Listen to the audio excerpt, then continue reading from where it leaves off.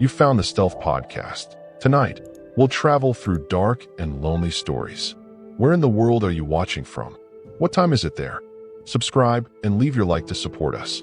Let's begin.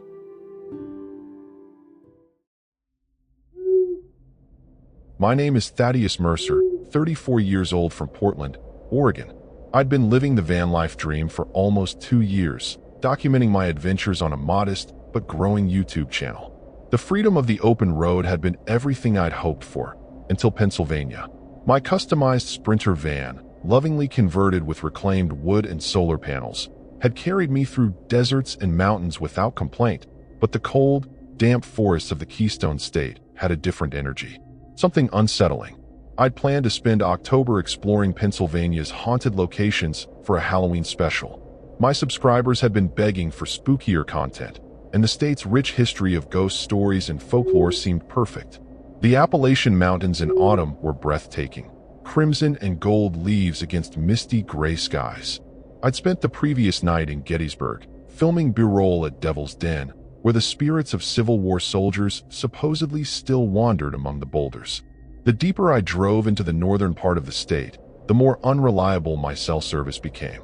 My GPS kept rerouting me through increasingly narrow roads until I found myself on a forgotten stretch of cracked asphalt winding through the dense forest near Centralia. The infamous ghost town had been on my list to visit, but I hadn't planned to arrive after sunset. The abandoned mining town had been burning underground for decades, with toxic gases and sudden sinkholes making it officially condemned.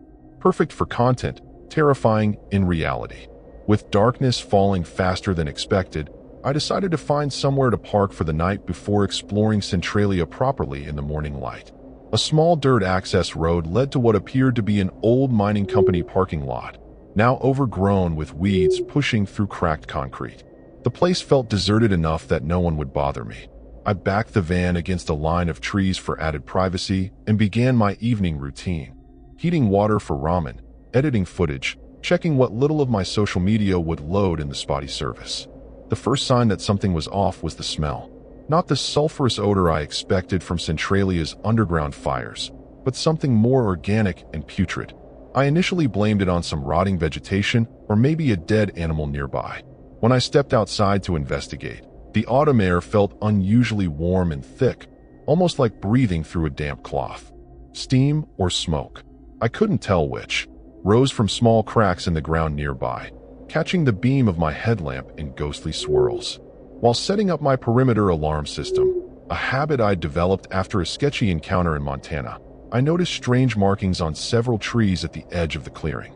They looked like symbols carved into the bark, fresh enough that the exposed wood hadn't darkened yet. Some resembled stick figures with elongated limbs, others circular patterns with lines radiating outward. My first thought was teenagers playing Blair Witch, but something about their precision made my skin crawl. I snapped a few photos, thinking they might make interesting B-roll for my video. I should have left right then. The rational part of my brain was screaming to start the engine and find another spot, preferably near civilization. But the content creator in me saw an opportunity. If this place was already giving me the creeps, imagine how my viewers would react.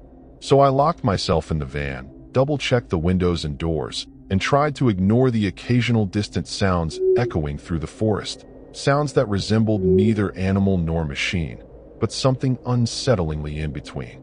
Around midnight, I finally drifted into an uneasy sleep, my dreams punctuated by images of smoke-filled tunnels and faceless miners walking in formation into darkened shafts. I didn't notice the temperature steadily rising inside the van, or the fine dust that began to settle on every surface, or the way the ground beneath my tires had started to soften and shift. I woke drenched in sweat, the inside of the van uncomfortably hot despite the autumn chill outside. My phone showed 3:17 a.m. and no service bars. The air felt thick, almost soupy, and my mouth tasted like I'd been licking pennies.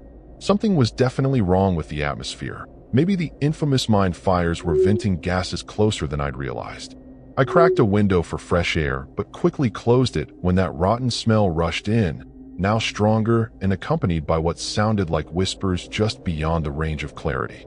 My water bottles felt warm to the touch, and when I opened one, the liquid inside had a faint grayish tint. I poured some into my palm, and it left a dusty residue, like ash mixed with mineral deposits. Great. Contaminated water was exactly what I needed in the middle of nowhere. I had about half a gallon of emergency water stored in the overhead cabinet, but if something was affecting my supply, I needed to relocate sooner rather than later. As I contemplated my options, a distant tapping sound caught my attention, rhythmic, deliberate, like metal striking stone. 3 quick taps followed by 2 slower ones, repeating. It reminded me of stories about miners' communication codes, signals they'd use when trapped underground. But that was ridiculous. Centralia's mines had been abandoned for decades. I tried to dismiss it as settling debris or perhaps raindrops hitting something metallic outside, but the precise pattern continued, becoming slightly louder as if moving closer.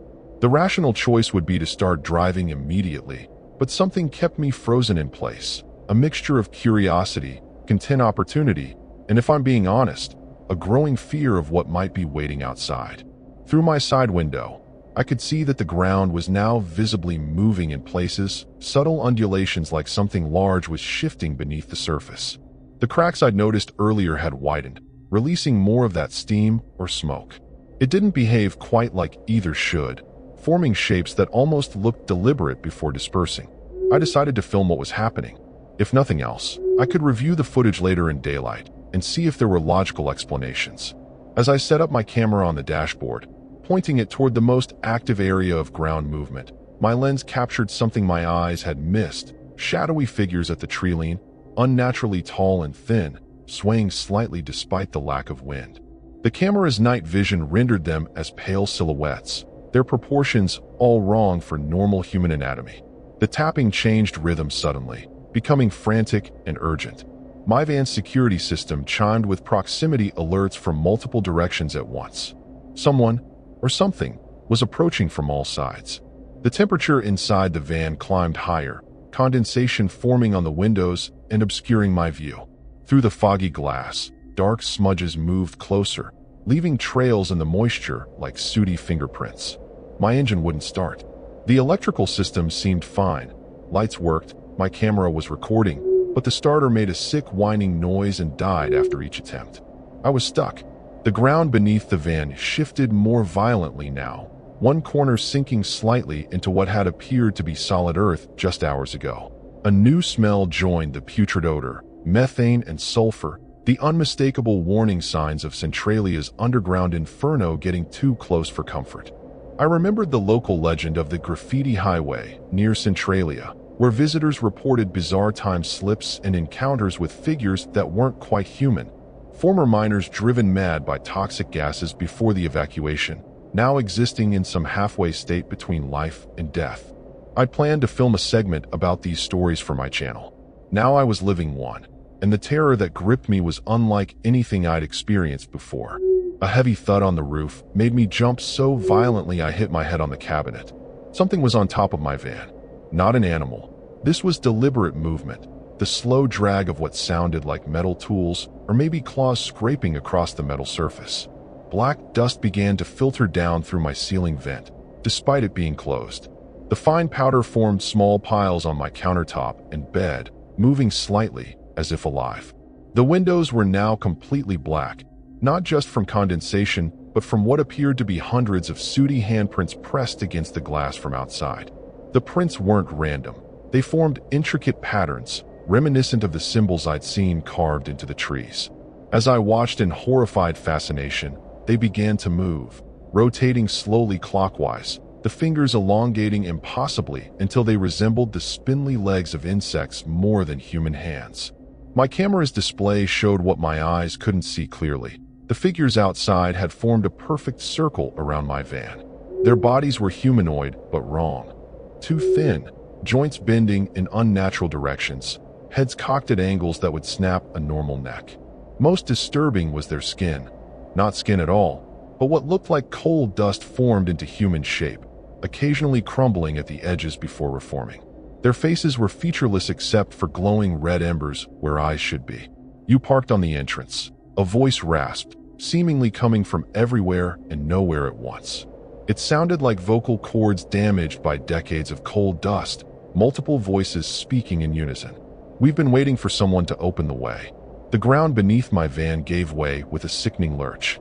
I tumbled from the driver's seat as my home on wheels tilted at a 30-degree angle, the back end sinking into what was rapidly becoming a gaping hole. Through the rear windows, I could see not dirt but an old mine shaft, timber supports rotted and collapsed, tracks leading into Stygian darkness. My portable propane heater toppled over, thankfully not igniting, but sending my belongings sliding toward the back of the van. The entities, I couldn't think of them as people anymore, pressed closer, their coal dust bodies leaving smears on my windows as they pushed against the glass. One tested the door handle, leaving behind fingers that crumbled into the lock mechanism. The door gave a warning chirp as the electronic lock malfunctioned, resetting itself repeatedly as coal dust invaded its circuitry. It wouldn't hold much longer. I scrambled for anything I could use as a weapon, eventually grabbing my fire extinguisher and heavy-duty flashlight. The van shifted again, sinking deeper. Through cracks appearing in my floor, I could see glimpses of rusted mining equipment far below, illuminated by an eerie reddish glow. The heat was becoming unbearable, sweat pouring down my face and back, my lungs struggling to extract oxygen from the increasingly toxic air.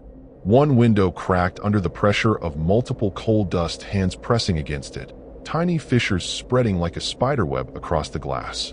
Through the fractures came tendrils of animated coal dust, probing into my living space like curious fingers. Where they touched my skin, they left burning sensations, tiny embers seemingly alive and hungry. I swatted them away, but they were persistent, reforming and advancing again, leaving small charred marks on everything they contacted. The atomic knockers have been waiting, the rasping voice continued, using the old miner's term for the mythical creatures said to inhabit the shafts. You heard our warning knocks, but you didn't leave.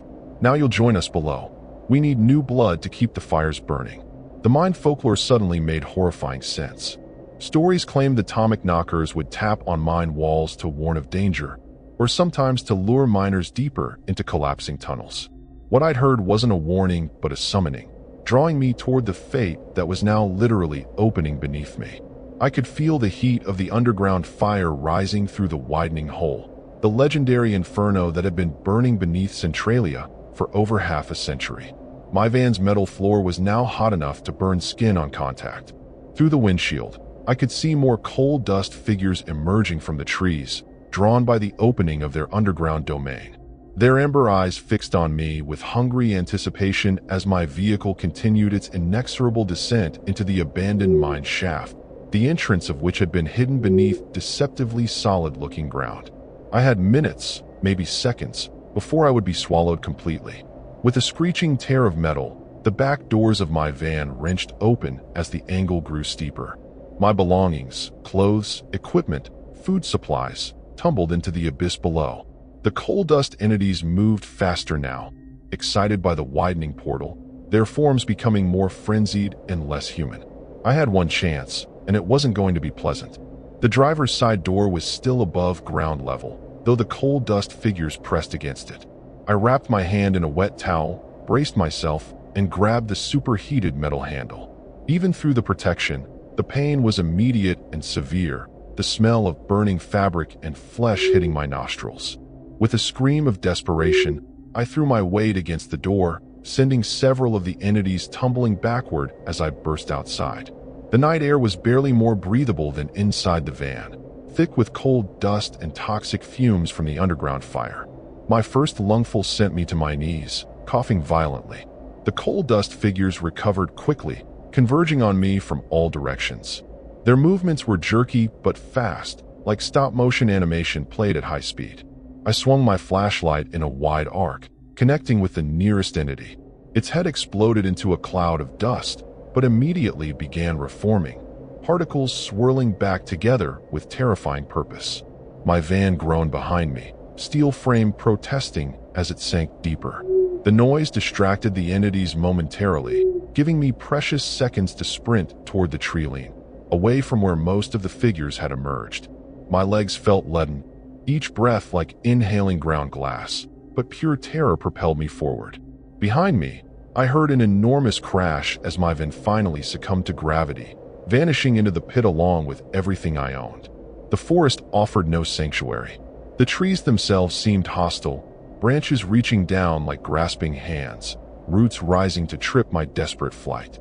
Everywhere I turned, more coal dust figures formed from the shadows, their ember eyes igniting one by one like malevolent stars appearing at dusk. They didn't run after me. They simply appeared ahead of wherever I turned, herding me through the woods with methodical precision. With horrified realization, I understood their strategy. They were driving me in a specific direction. Despite my attempts to choose my own path, I found myself approaching a clearing where the ground emitted the same ominous red glow I'd seen beneath my van. Steam vents dotted the earth, releasing noxious gases that distorted the air like heat mirages. At the center stood what appeared to be a makeshift altar constructed from mining equipment, pickaxes driven into the ground, forming a circle around a rusted coal cart. The cart wasn't empty. Inside lay the desiccated remains of what had once been human beings, their withered bodies partially transformed into the same coal dust substance as my pursuers.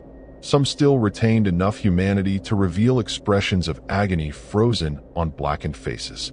These weren't century-old corpses from mining accidents. The remnants of modern clothing and a smartphone visible among the bodies suggested much more recent victims. I changed direction abruptly, throwing myself through a dense thicket of thorny underbrush. The pain was immediate but preferable to the alternative. Blood streamed from dozens of cuts across my face and arms as I fought through the natural barbed wire, the coal dust entities temporarily stymied by the dense vegetation. Their frustrated shrieks echoed behind me, spurring me to move faster despite my body's growing exhaustion. The ground sloped downward, becoming increasingly unstable. Each footfall sent cracks spreading across the surface, releasing more toxic fumes. My vision blurred, lungs burning with effort and chemical exposure. Ahead, through the trees, I glimpsed the faint glow of artificial light, perhaps a road or building. Hope surged through me, providing a final burst of energy as I crashed through the last line of trees onto cracked pavement. I'd reached the famous graffiti highway, the abandoned stretch of Route 61 that had been closed due to the underground fire causing the road to buckle and split. Colorful spray paint covered nearly every inch of the asphalt. Names, dates, symbols, and crude drawings accumulated over decades. But what chilled my blood were the fresh markings, identical symbols to those I'd seen carved into the trees near my van, now painted in what looked disturbingly like dried blood rather than spray paint. Through my swimming vision, I spotted headlights in the distance, a vehicle moving slowly along the far end of the abandoned highway. With the last reserves of my strength, I ran toward it, waving my arms frantically and screaming for help. Behind me, the coal dust entities emerged from the treeline, more numerous than before, flowing across the graffiti-covered asphalt like a living oil slick. Their rasping voice rose in unison. The blood opens the way. The sacrifice feeds the fire. The approaching vehicle, an old pickup truck with rust-eaten panels, slowed as the headlights illuminated my desperate form. I collapsed to my knees in the center of the road, unable to run another step, my lungs feeling like they'd been scrubbed with steel wool. The coal dust entities held back at the edge of the headlight's reach, their ember eyes watching, waiting. The truck stopped 20 feet away, driver's side door creaking open. The man who stepped out was solid enough, human-looking with a weathered face and coal miner's build. He wore an outdated uniform with a Centralia Mining Company patch, the fabric faded but clean. Relief flooded through me until he spoke, his voice carrying the same raspy quality as the entities pursuing me. "You've led quite a chase," he said, approaching slowly. "Most don't make it this far. They give in when their vehicles sink. The easy ones." He gestured toward the coal dust figures at the roadside. "Don't mind them. They're just hungry. Been hungry since '62 when the fire started. Can't leave, you understand. Bound to the tunnels." As he drew closer, I noticed details I'd missed. How his boots left no marks on the dusty road. How his skin had an unnatural luster like polished anthracite. How his eyes reflected the headlights with the same ember glow as the entities. "What do you want from me?" I managed to croak, my throat raw from the toxic air and screaming. "Want?" He chuckled, a sound like coal sliding down a chute. "We need fresh blood to keep the fire burning. Always have. The mining company knew. They fed the tunnels regularly. Vagrants, Drifters, troublemakers. 1 or 2 a month keeps the fire contained, keeps it from spreading to the neighboring towns. He gestured broadly. Why do you think Centralia still stands at all? The fire should have consumed everything decades ago. With horrifying clarity, I understood. The underground fire wasn't just a coal seam burning. It was something alive, something hungry, something that had been deliberately fed. The evacuation of Centralia hadn't been about safety. It had been about limiting witnesses. The government buyout of properties hadn't been generosity. It had been containment of knowledge. Your kind makes it easy now, he continued, circling me slowly. Living in vans, off the grid, minimal connections. Nobody notices when you disappear. Nobody connects the dots between missing van lifers across the country. You're perfect. You even document everything, letting us see who's coming next. My YouTube channel, my Instagram, my carefully geotagged posts showing my route through Pennsylvania. I had created a breadcrumb trail right to myself, broadcasting my vulnerability to anyone or anything watching. And clearly, something had been watching, waiting for me to stray close enough to Centralia. The atomic knockers served the fire, the miners said, now standing directly over me. Been that way since before the Europeans came. The Lenape knew. They avoided these hills.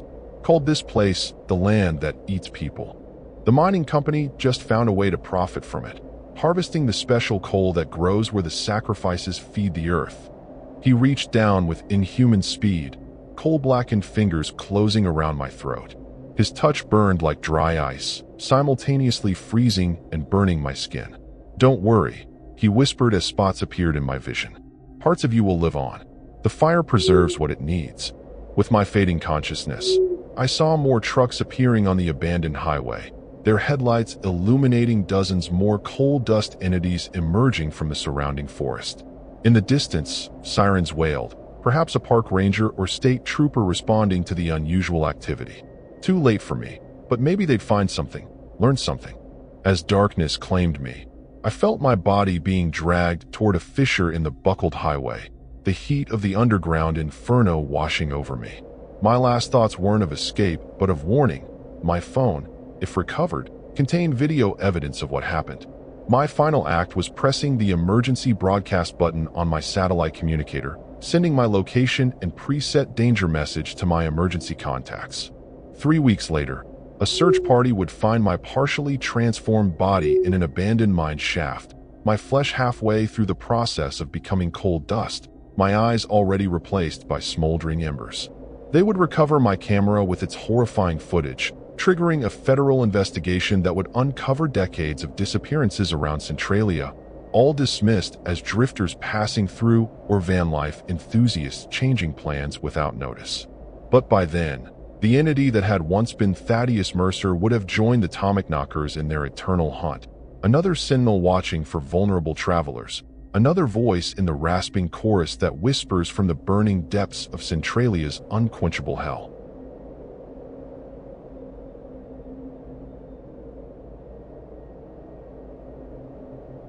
My name is Valerie Kessler, 29 years old from Austin, Texas.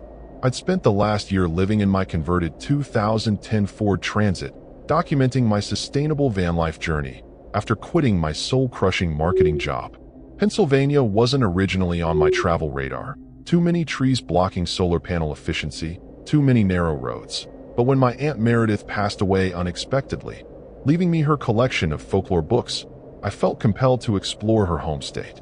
The inheritance included detailed journals of Pennsylvania legends she'd spent decades researching, many centered around the Allegheny National Forest and a place called Kinzua Bridge. Aunt Meredith had been obsessed with the folklore surrounding the Kinzua Viaduct, once the longest and tallest railroad bridge in the world before a tornado destroyed much of it in 2003. Her notes described an entity the locals called the Watcher of Kinzua, supposedly a manifestation of vengeful Seneca spirits displaced when the valley was flooded to create the Kinzua Dam in the 1960s. According to her research, the Watcher targeted those who profit from the land without honoring it, originally railroad barons and timber magnates, but more recently tourists and influencers who treated sacred spaces as photo backdrops.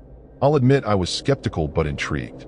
My YouTube channel needed fresh content, and haunted road trip through Pennsylvania, had potential to boost my struggling view counts.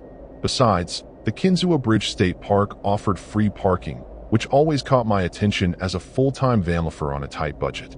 I arrived on an overcast Tuesday in late September, the sky heavy with moisture that couldn't decide between fog and rain. The park was nearly deserted, tourist season winding down, weekday quiet settling over the massive steel skeleton of the partially collapsed bridge. The visitor center was closing as I arrived, but an elderly park ranger named Howard took interest when I mentioned my aunt's name. Meredith Kessler? The folklorist.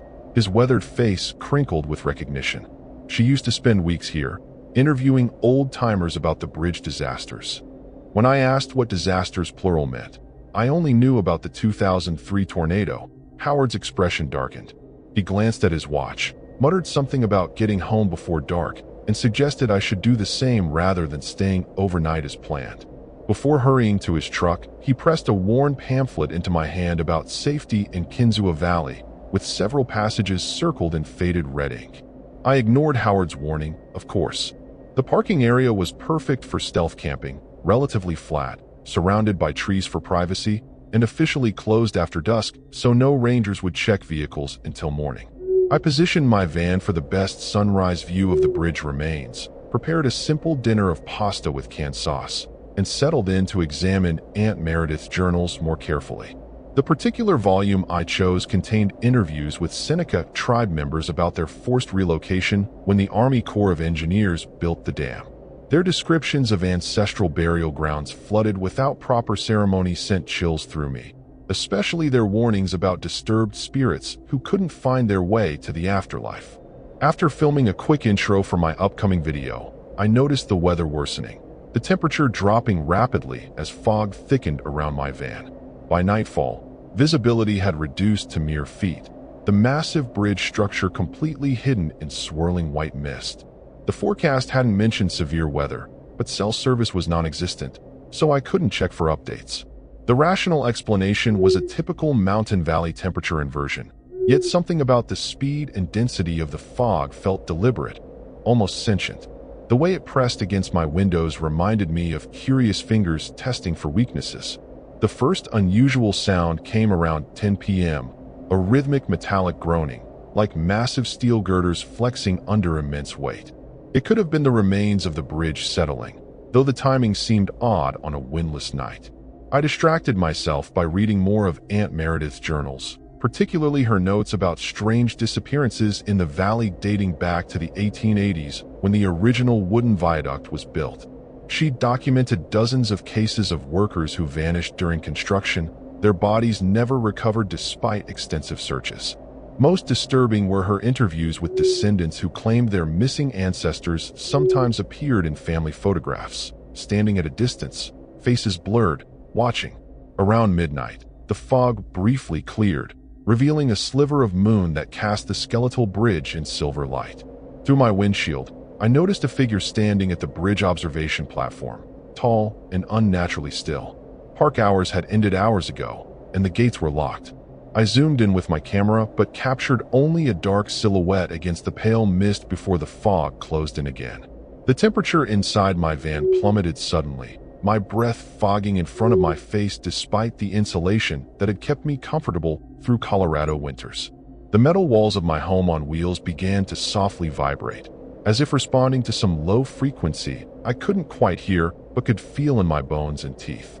Sleep proved impossible with the continuing metallic groans and occasional sharp clangs echoing through the fog-shrouded valley.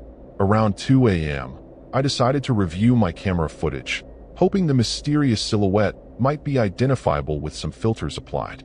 What I found instead turned my blood cold. The figure wasn't just standing on the observation deck, it was looking directly at my camera, despite being hundreds of feet away in near total darkness. Worse, when I advanced the footage frame by frame, the figure appeared to be in slightly different positions without walking between points, as if teleporting in tiny increments toward the camera. The last frame before fog obscured the view showed the figure halfway down the path that led to the parking area where my van was stationed. I immediately checked all my locks and pulled down my blackout curtains, heart hammering against my ribs. The pamphlet Howard had given me lay open on my small folding table, and I noticed the circled passage for the first time. Visitors staying after sunset report disorientation and missing time. If you experience sudden temperature drops or hear sounds like metal striking metal, leave the valley immediately. The warning was followed by a Seneca symbol I recognized from Aunt Meredith's books, their sign for doorways between worlds. My van's carbon monoxide detector suddenly chirped, then displayed an error message despite being newly installed. The propane detector followed suit seconds later, along with my small weather station showing impossible readings. Barometric pressure fluctuating wildly, humidity at 100%, temperature dropping by degrees each minute. All my battery-powered devices began to drain simultaneously, including my fully charged laptop and phone. Something was affecting all electronics around me.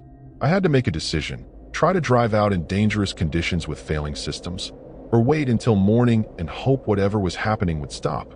I chose to leave immediately. The fog might make driving treacherous, but the alternative felt worse. My engine struggled to turn over, finally catching on the fourth attempt. The headlights barely penetrated the dense mist as I navigated slowly toward the park exit. The GPS was useless, the screen showing my position jumping erratically across the map.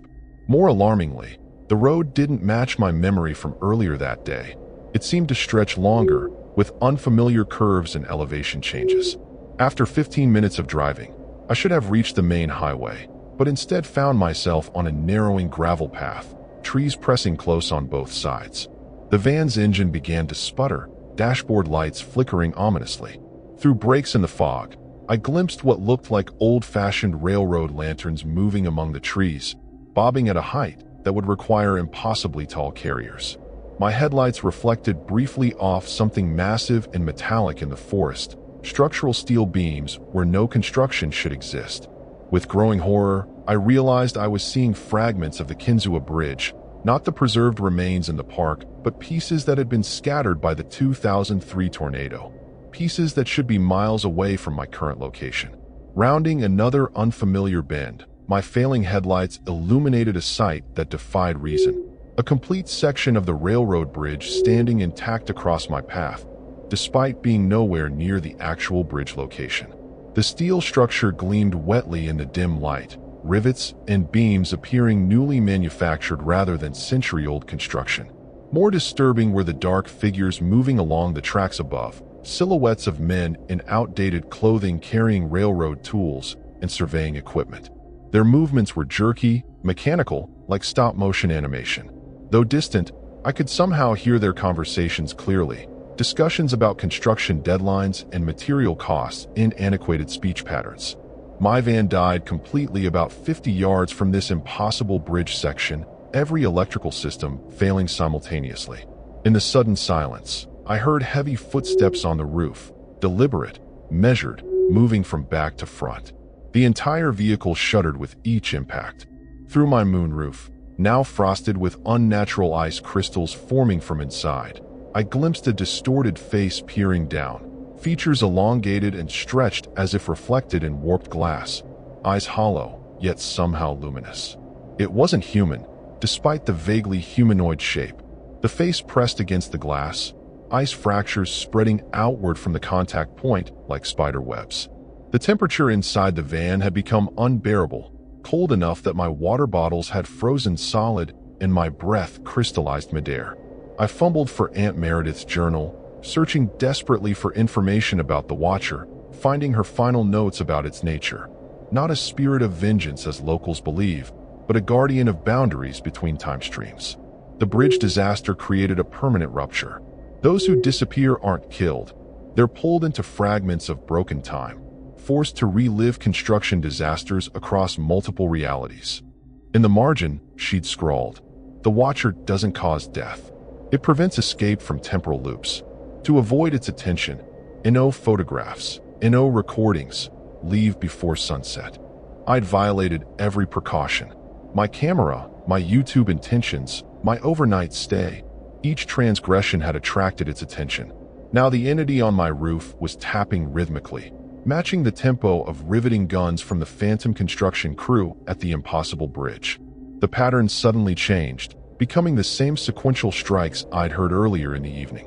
With a sickening realization, I understood it wasn't random noise, but Morse code, repeating 4 words. Join US in reconstruction. The moonroof glass shattered inward in an explosion of frozen shards, missing me only because I'd flattened myself against the floor. A blast of Arctic air rushed in, carrying the smell of hot metal and coal smoke, the distinct odors of a steam locomotive that had no business existing in the modern era. Through the jagged opening descended what I first thought was a tangle of rusty chains, but realized with horror was a hand. Fingers elongated to impossible proportions, each digit composed of riveted metal segments that moved with unnatural flexibility. The appendage twisted as it searched for me, scraping against the interior of my van with a sound like nails on chalkboard. I scrambled toward the back doors, abandoning any thought of saving my possessions or equipment. The metal fingers snapped in my direction with the precision of striking snakes, one catching the sleeve of my jacket and piercing through to graze my skin beneath. The touch burned like dry ice, sending shooting pain up my arm along with a strange sensation, memories that weren't mine flooding my consciousness. I experienced vertigo-inducing flashes of standing on half-constructed bridge spans hundreds of feet above the valley floor, felt phantom sensations of driving railroad spikes while balanced on narrow beams, tasted cold dust and iron filings on my tongue. Breaking free by abandoning my jacket, I burst through the rear doors into whirling fog now illuminated by ghostly lantern light. The entire area had transformed. My van sat not in a parking lot, but on what appeared to be old railroad tracks leading directly to the Phantom Bridge section. Surrounding me were the translucent figures of workers from different eras of the bridge's history. Men in 1880s clothing working alongside others in 1900s attire, all engaged in construction activities that made no chronological sense. Most disturbing was their condition, some missing limbs, others with crushed torsos or partially severed heads, all continuing to work despite injuries that should have been instantly fatal. "You're trespassing across time, Miss Kessler," came a voice from behind me. I whirled to face the park ranger, Howard, though his appearance had changed dramatically.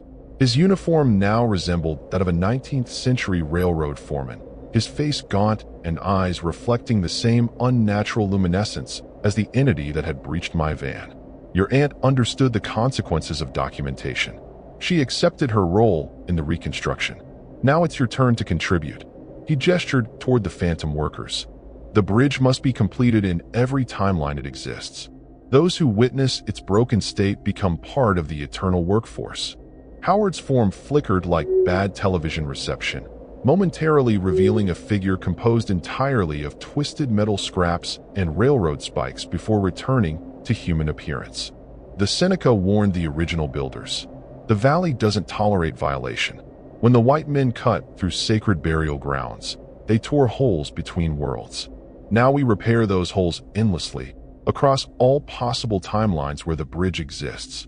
He extended a hand that elongated unnaturally as it reached for me. "Your aunt's research made her valuable to us. Your skills with modern technology will be equally useful." I ran blindly into the fog, the ground beneath my feet shifting between gravel, railroad ties, and occasionally nothing at all. Momentary sensations of freefall before solidity returned. All around me, phantom construction continued. The sounds of hammering, steam whistles, and men shouting measurements and warnings created a cacophony that seemed to come from everywhere and nowhere simultaneously. Through gaps in the mist, I glimpsed impossible sights, sections of the bridge in various states of completion or destruction, some actively collapsing with workers plummeting to their deaths, others being ravaged by a tornado that moved in slow motion, metal beams twisting like paper in wind. Most disturbing were the workers themselves. The longer I looked, the more I realized they weren't just apparitions from the past. Some wore modern clothing, including fitness trackers and logo t-shirts. All shared the same hollow-eyed stare and mechanical movements.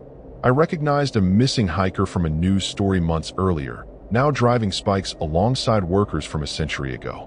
Nearby, a young woman in photography gear I identified from Instagram as a travel influencer who disappeared last year was surveying track lines with equipment that hadn't been used since the 1920s.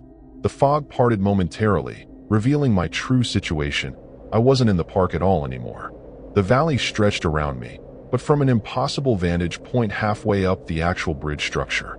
Beneath me was a drop of hundreds of feet to the valley floor, yet I stood on nothing solid, just railroad tracks that materialized beneath my feet as I moved forward and dissolved behind me after I passed.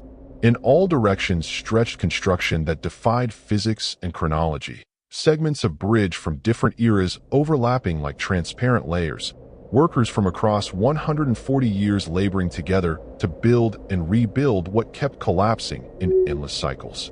"We exist in the moments of destruction," Howard's voice echoed around me, though I couldn't locate him in the shifting landscape.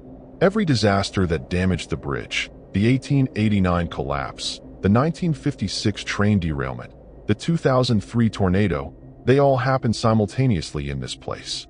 Time fractured when too many died too quickly on sacred ground. Now we rebuild eternally, because the bridge must always exist and must always fall.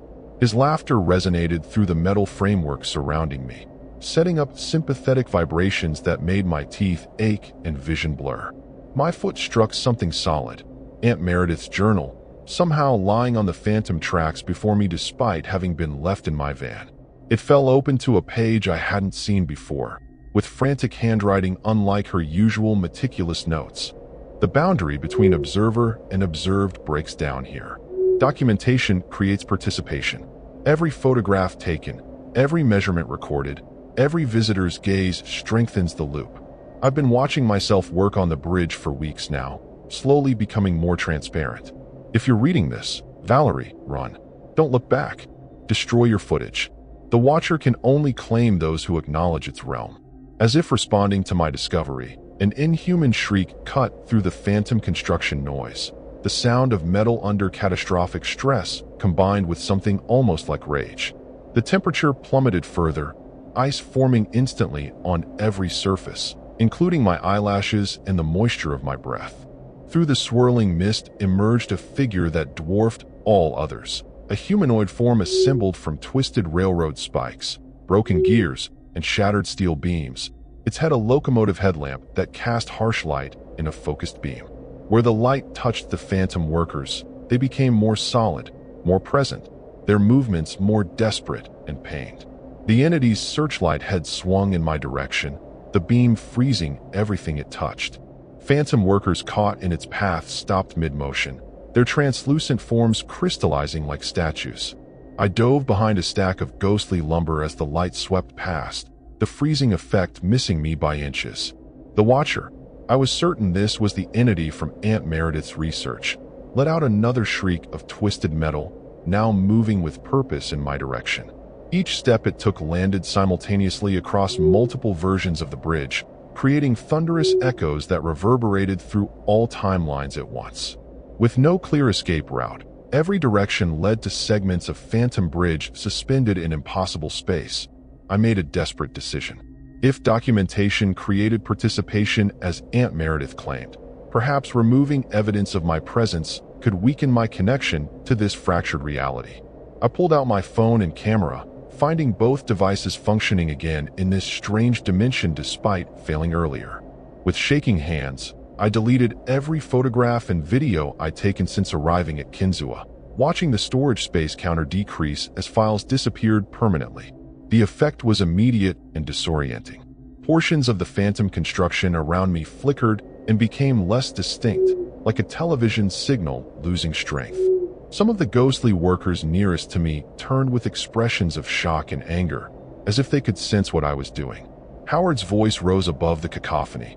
"Stop. You're destabilizing the reconstruction."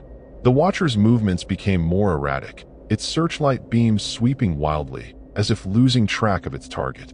For a brief moment, I glimpsed reality bleeding through the phantom landscape. The actual park, my van, the normal bridge remains in the distance. Seizing the opportunity, I ran toward where I thought the park exit should be, moving perpendicular to the phantom tracks. The ground beneath my feet alternated between solid earth and nothingness, requiring blind faith with each step.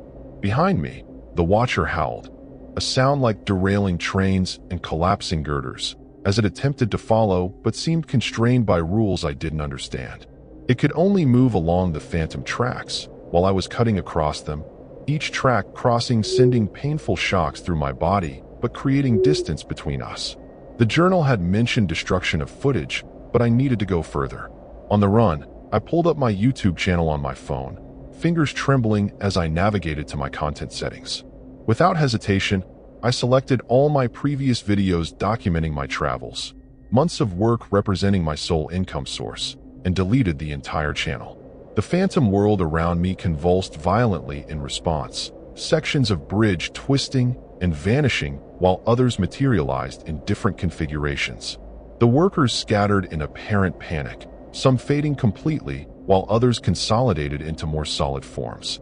Howard appeared directly in my path, his form now barely human, skin replaced with rusted metal plates, eyes just empty sockets housing miniature lanterns. "You can't escape what you've already become part of," he hissed, voice distorted like words spoken through machinery. "Look at yourself." I glanced down at my hands and felt a surge of terror. My skin had taken on a translucent quality, and beneath it I could see not blood and bone, but tiny rivets and metal fibers forming along my veins. Parts of me were literally transforming into the same substance as the bridge and its eternal workers. Behind Howard rose the Watcher in its full, terrible form, a 30-foot monstrosity of salvaged bridge components and machinery, crowned with that searching locomotive light. In one massive hand it held what I recognized with horror as Aunt Meredith's weathered backpack, the one she'd been wearing in the last photo taken of her before her accident. The entity's other hand reached for me, fingers extending impossibly like unspooling wire cable. "Join your aunt in reconstruction," Howard intoned. "She's been waiting for your help. Family should work together." Desperation drove me to a final, drastic measure. Aunt Meredith's journal had mentioned the Seneca beliefs about the breach between worlds. According to their traditions, such tears could be mended through sacrifice and acknowledgement. I pulled out the small collection of personal items I'd inherited from her, a silver pendant, her favorite fountain pen, and a lock of her hair kept in a locket. With reverent movements, I placed them on the ground before me and spoke words I remembered from her research. I acknowledge the violation of sacred land. I offer restoration instead of documentation. I seek passage rather than possession. The effect was electric. The ground trembled beneath me as if something ancient and long dormant was stirring. The Watcher froze mid-motion, its searchlight dimming momentarily. Taking advantage of the distraction, I sprinted past Howard's distorted form, ducking under his grasping hands. The metal elements that had been forming beneath my skin burned painfully, each step feeling like running on broken glass as my partial transformation fought against my escape attempt. The boundary between the phantom world and reality seemed thinnest ahead of me, fog giving way to more substantial shapes. Actual trees, solid ground, the real remains of Kinzua Bridge in the distance. The Watcher recovered quickly, its rage manifesting as structural failure throughout the phantom construction. Bridge sections began collapsing around me in cascading destruction, phantom workers falling screaming into the void. Some reached for me as they plummeted past, their partly metallic hands catching at my clothing and hair. Howard's voice rose above the chaos. "If you leave, you condemn your aunt to eternal reconstruction. Take her place or join her here." The words struck deep. Was Aunt Meredith truly trapped in this nightmarish realm? Had her accident been something else entirely?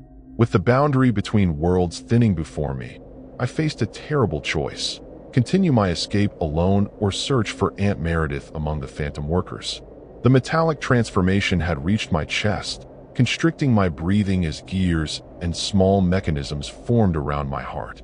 Each beat sent shooting pain through my body as flesh and metal fought for dominance. If I hesitated much longer, the choice would be made for me. I would become like the others, forever rebuilding the bridge across fractured time. Through tears of pain and desperation, I searched the faces of nearby workers, looking for Aunt Meredith among them. A flash of familiar turquoise, the color of her favorite scarf, caught my attention. There she was, 30 feet away on a phantom girder, surveying equipment in hand, her form flickering between solid and translucent. Our eyes met across the impossible distance, recognition dawning on her face. To my shock, she didn't reach out or call for help. Instead, she deliberately turned away, making a forceful pushing motion toward the thinning boundary, her message clear: run. Don't look back. Save yourself. As the Watcher closed in behind me, its massive form blocking out all light except its searching beam, I made my choice. With a silent apology to Aunt Meredith, I turned and sprinted for the boundary, feeling reality solidify with each step. The metal components in my body fought my progress, becoming heavier and more painful as I approached normal time. Behind me, the Watcher's shriek reached unbearable volume, the sound of a century of bridge disasters happening simultaneously. With a final desperate lunge, I threw myself across the threshold between worlds, the sensation like breaking through ice into frigid water below. I awoke face down on cold, wet ground, real rain soaking through my clothes. Dawn light filtered through actual trees surrounding the very real and solid Kinzua Bridge State Park parking lot. My van sat 20 feet away, intact but covered in a layer of rust that hadn't been there the day before. Every joint in my body throbbed with deep, penetrating pain, but when I examined my arms and hands, I found no sign of the metallic transformation, just bruises, scrapes, and a strange pattern of tiny scars arranged in perfect lines like miniature railroad tracks beneath my skin. Standing was agony, each movement accompanied by internal grinding sensations as if my bones had been replaced with ill-fitting metal parts. I limped to my van, finding the moonroof intact despite my vivid memory of it shattering. The interior appeared untouched except for one chilling detail. Every digital device was dead beyond recovery. My phone, laptop, cameras, and even the van's electronic systems showed the same damage. Circuit boards melted as if subjected to enormous electromagnetic force. Storage media wiped completely clean.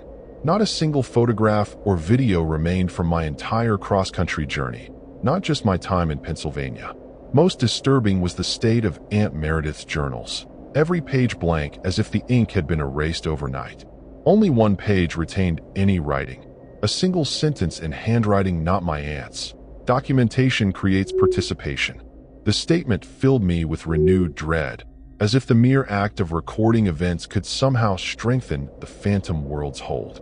Though I couldn't prove what had happened, I felt the lingering effect of my partial transformation with every movement, tiny mechanical components still working their way out of my system through my pores, leaving pinprick trails of rust-colored fluid on my skin. After jump-starting my van using a spare battery, I fled Kinzua without looking back, avoiding highways in favor of sunlit backroads where phantom bridges seemed less likely to materialize. The pain gradually subsided over days, though strange symptoms persisted. My heartbeat occasionally taking on a ticking quality like clockwork, dreams filled with the sounds of riveting guns and falling steel. Most troubling was my new sensitivity to certain frequencies. Passing near railroad tracks or steel bridges would send me into episodes of disorientation, during which I could briefly perceive ghostly figures working on structures invisible to everyone else. I abandoned van life entirely, selling my converted transit to a college kid with wanderlust in his eyes. I couldn't bring myself to warn him about Pennsylvania. Who would believe such a story? Instead, I settled in a small Arizona town as far from significant steel structures as I could manage, taking a job that required no documentation or social media presence. The mechanical sensations faded over months, though certain movements still produced faint metallic sounds from within my joints, and doctors remained baffled by X-rays showing what one specialist called unusual metallization along my major blood vessels. 3 months after my escape, a package arrived without return address. A single railroad spike, corroded beyond all possibility given its apparent age, wrapped in a page torn from what I recognized as Aunt Meredith's handwriting. The message was brief but unmistakable. Time moves differently here. Still working. Don't come looking. Destroy this. The postmark showed it had been mailed from a post office near Kinzua that had closed in 1938. The implications were too horrifying to contemplate. That Aunt Meredith remained conscious in that fractured reality, finding ways to reach across time itself to communicate. Most nights I dream of the Watcher's searchlight finding me again, of Howard's distorted form appearing in my doorway, of bridge components slowly replacing my organs and bones until I'm just another phantom worker rebuilding across eternity.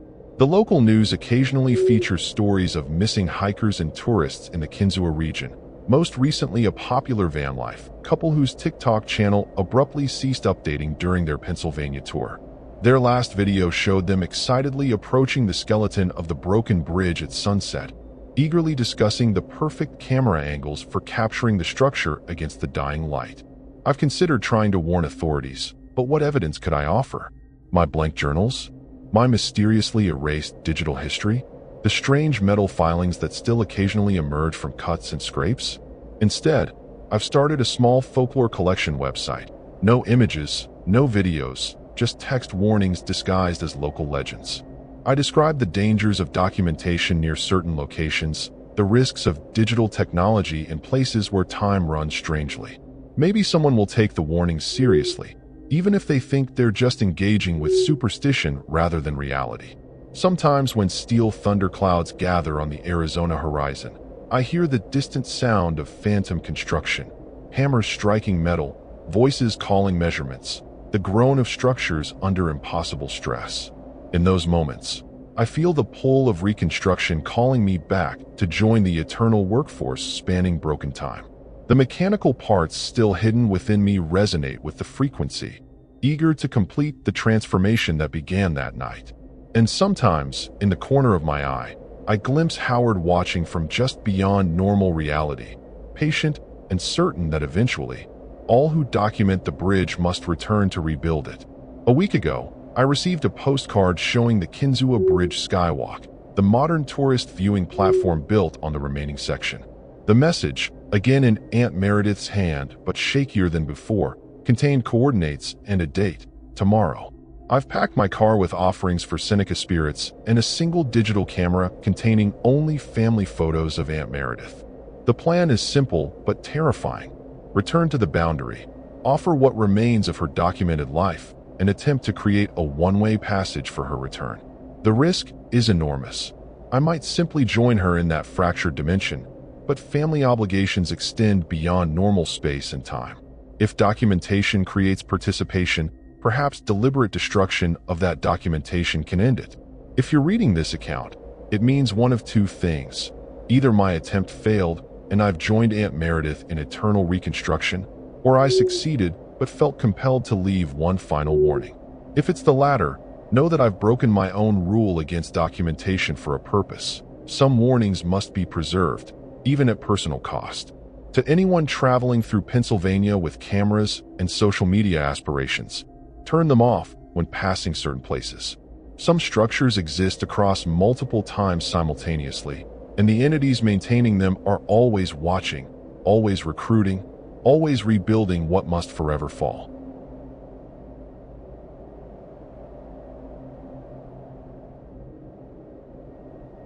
The van's engine sputtered as I pulled into Gettysburg, the tires crunching on the gravel shoulder of a back road off Route 15. I'm Aloan Kessler, 29 years old, from Scranton, Pennsylvania.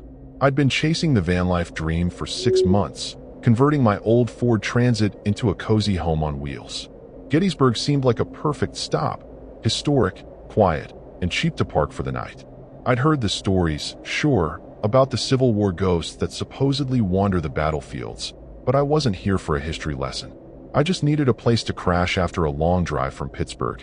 The air was thick with that late autumn chill, the kind that makes your breath catch in your throat, and the fields stretched out like a dark, endless sea under the moon. I found a secluded spot near Sachs-covered bridge, a red wooden structure that looked like it belonged in a postcard or a horror movie. The bridge was infamous, locals said, for being a hotspot for paranormal activity. Something about Confederate soldiers hanged there during the war, their spirits still swinging in the wind. I shrugged it off.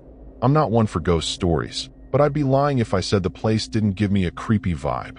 The van's interior was my safe haven: string lights, a tiny stove, my worn-out sleeping bag. I brewed some coffee, the steam fogging up the windows, and scrolled through my phone for nearby diners to hit up tomorrow. My buddy Theo, a scruffy 32-year-old photographer from Philly, had texted me earlier, begging to join me for a weekend. He was obsessed with capturing haunted places on his camera, always chasing that perfect, spooky shot. I'd agreed to meet him in Gettysburg tomorrow, but tonight, it was just me. The silence out here was heavy, broken only by the occasional rustle of leaves or a distant owl.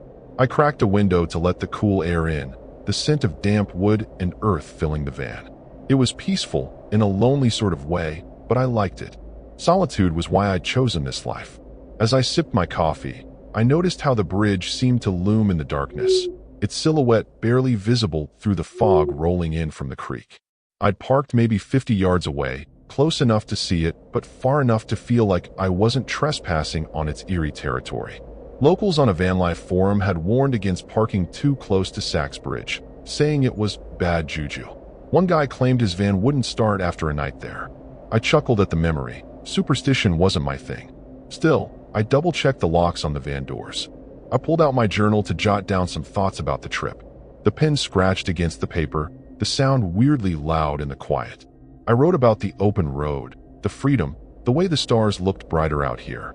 But as I wrote, I kept glancing at the windows. The fog was thicker now, curling like fingers against the glass.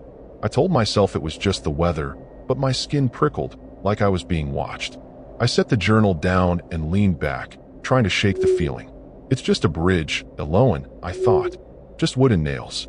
Then I heard it, a low, rhythmic creaking, like rope straining under a heavy weight. It was faint, coming from the direction of the bridge. I froze, my coffee mug halfway to my lips. Probably just the wind pushing through the old structure, right? But it didn't sound random. It was steady, deliberate, like something, or someone, was out there, swaying. I squinted through the foggy window, but all I could see was the vague outline of the bridge, swallowed by mist. My heart picked up, a little faster than I'd like to admit. I tried to laugh it off, muttering to myself about watching too many horror flicks with Theo. But the creaking didn't stop. If anything, it got louder, joined by a faint, wet slap, like something heavy hitting the ground. I zipped up my hoodie, suddenly cold despite the heater humming in the van. Maybe it was an animal, I reasoned. A raccoon or a deer crossing the bridge. But the sound felt too human, too purposeful. I grabbed my flashlight, the beam cutting through the dark, but I didn't dare step outside. Not yet. I texted Theo, half joking. This place is creepy as hell. You sure you want to shoot here tomorrow? No reply. He was probably asleep, his phone on Do Not Disturb. I tucked mine back into my pocket, trying to focus on the familiar hum of the van's battery.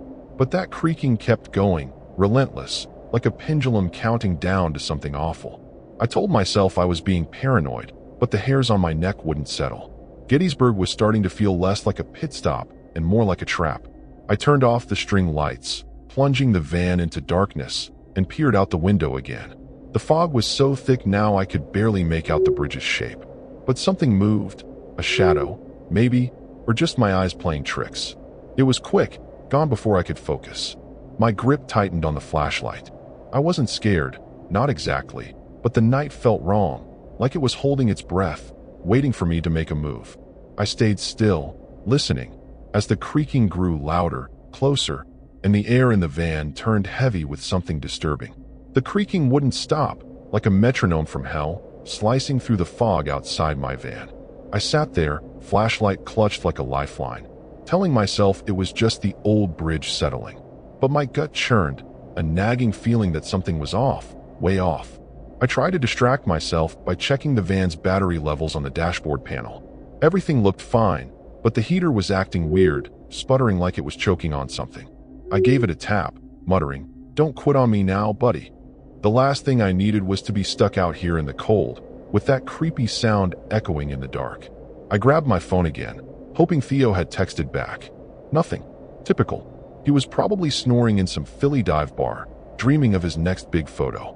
I typed another message. "Dude, Sachs Bridge is giving me horror movie vibes. Call me." I hit send, but the signal was weak, the little bars on my screen flickering like they were mocking me. I groaned, tossing the phone onto the passenger seat. Maybe I should just pack up and find a Walmart parking lot. Safer, less spooky. But I'd driven 6 hours today, and the thought of moving again made my bones ache. I decided to double-check the van's locks, a habit from my first few weeks on the road when I was paranoid about break-ins. The back door was secure, but when I tested the sliding door, it stuck, like something was jamming it from the outside. I yanked harder, and it slid open with a loud scrape.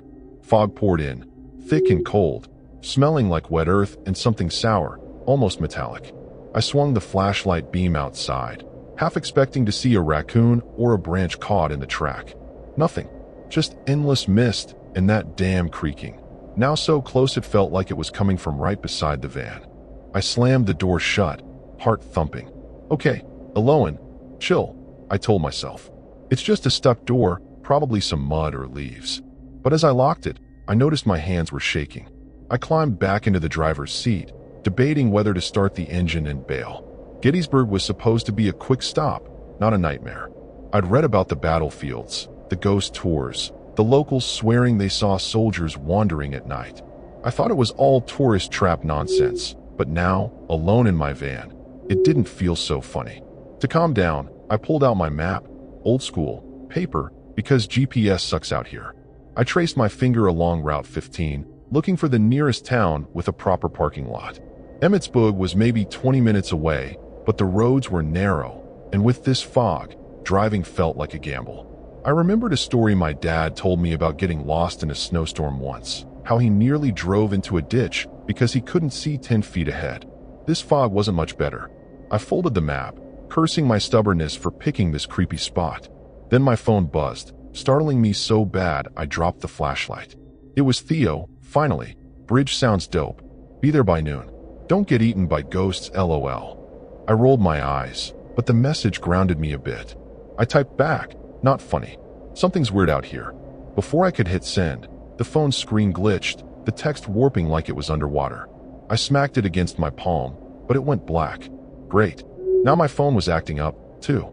I tossed it aside, figuring the battery was just low, but the timing felt disturbingly convenient. I crawled into the back of the van, grabbing my sleeping bag to hunker down. Maybe if I just slept, the night would pass, and Theo would show up with his dumb jokes to break the tension.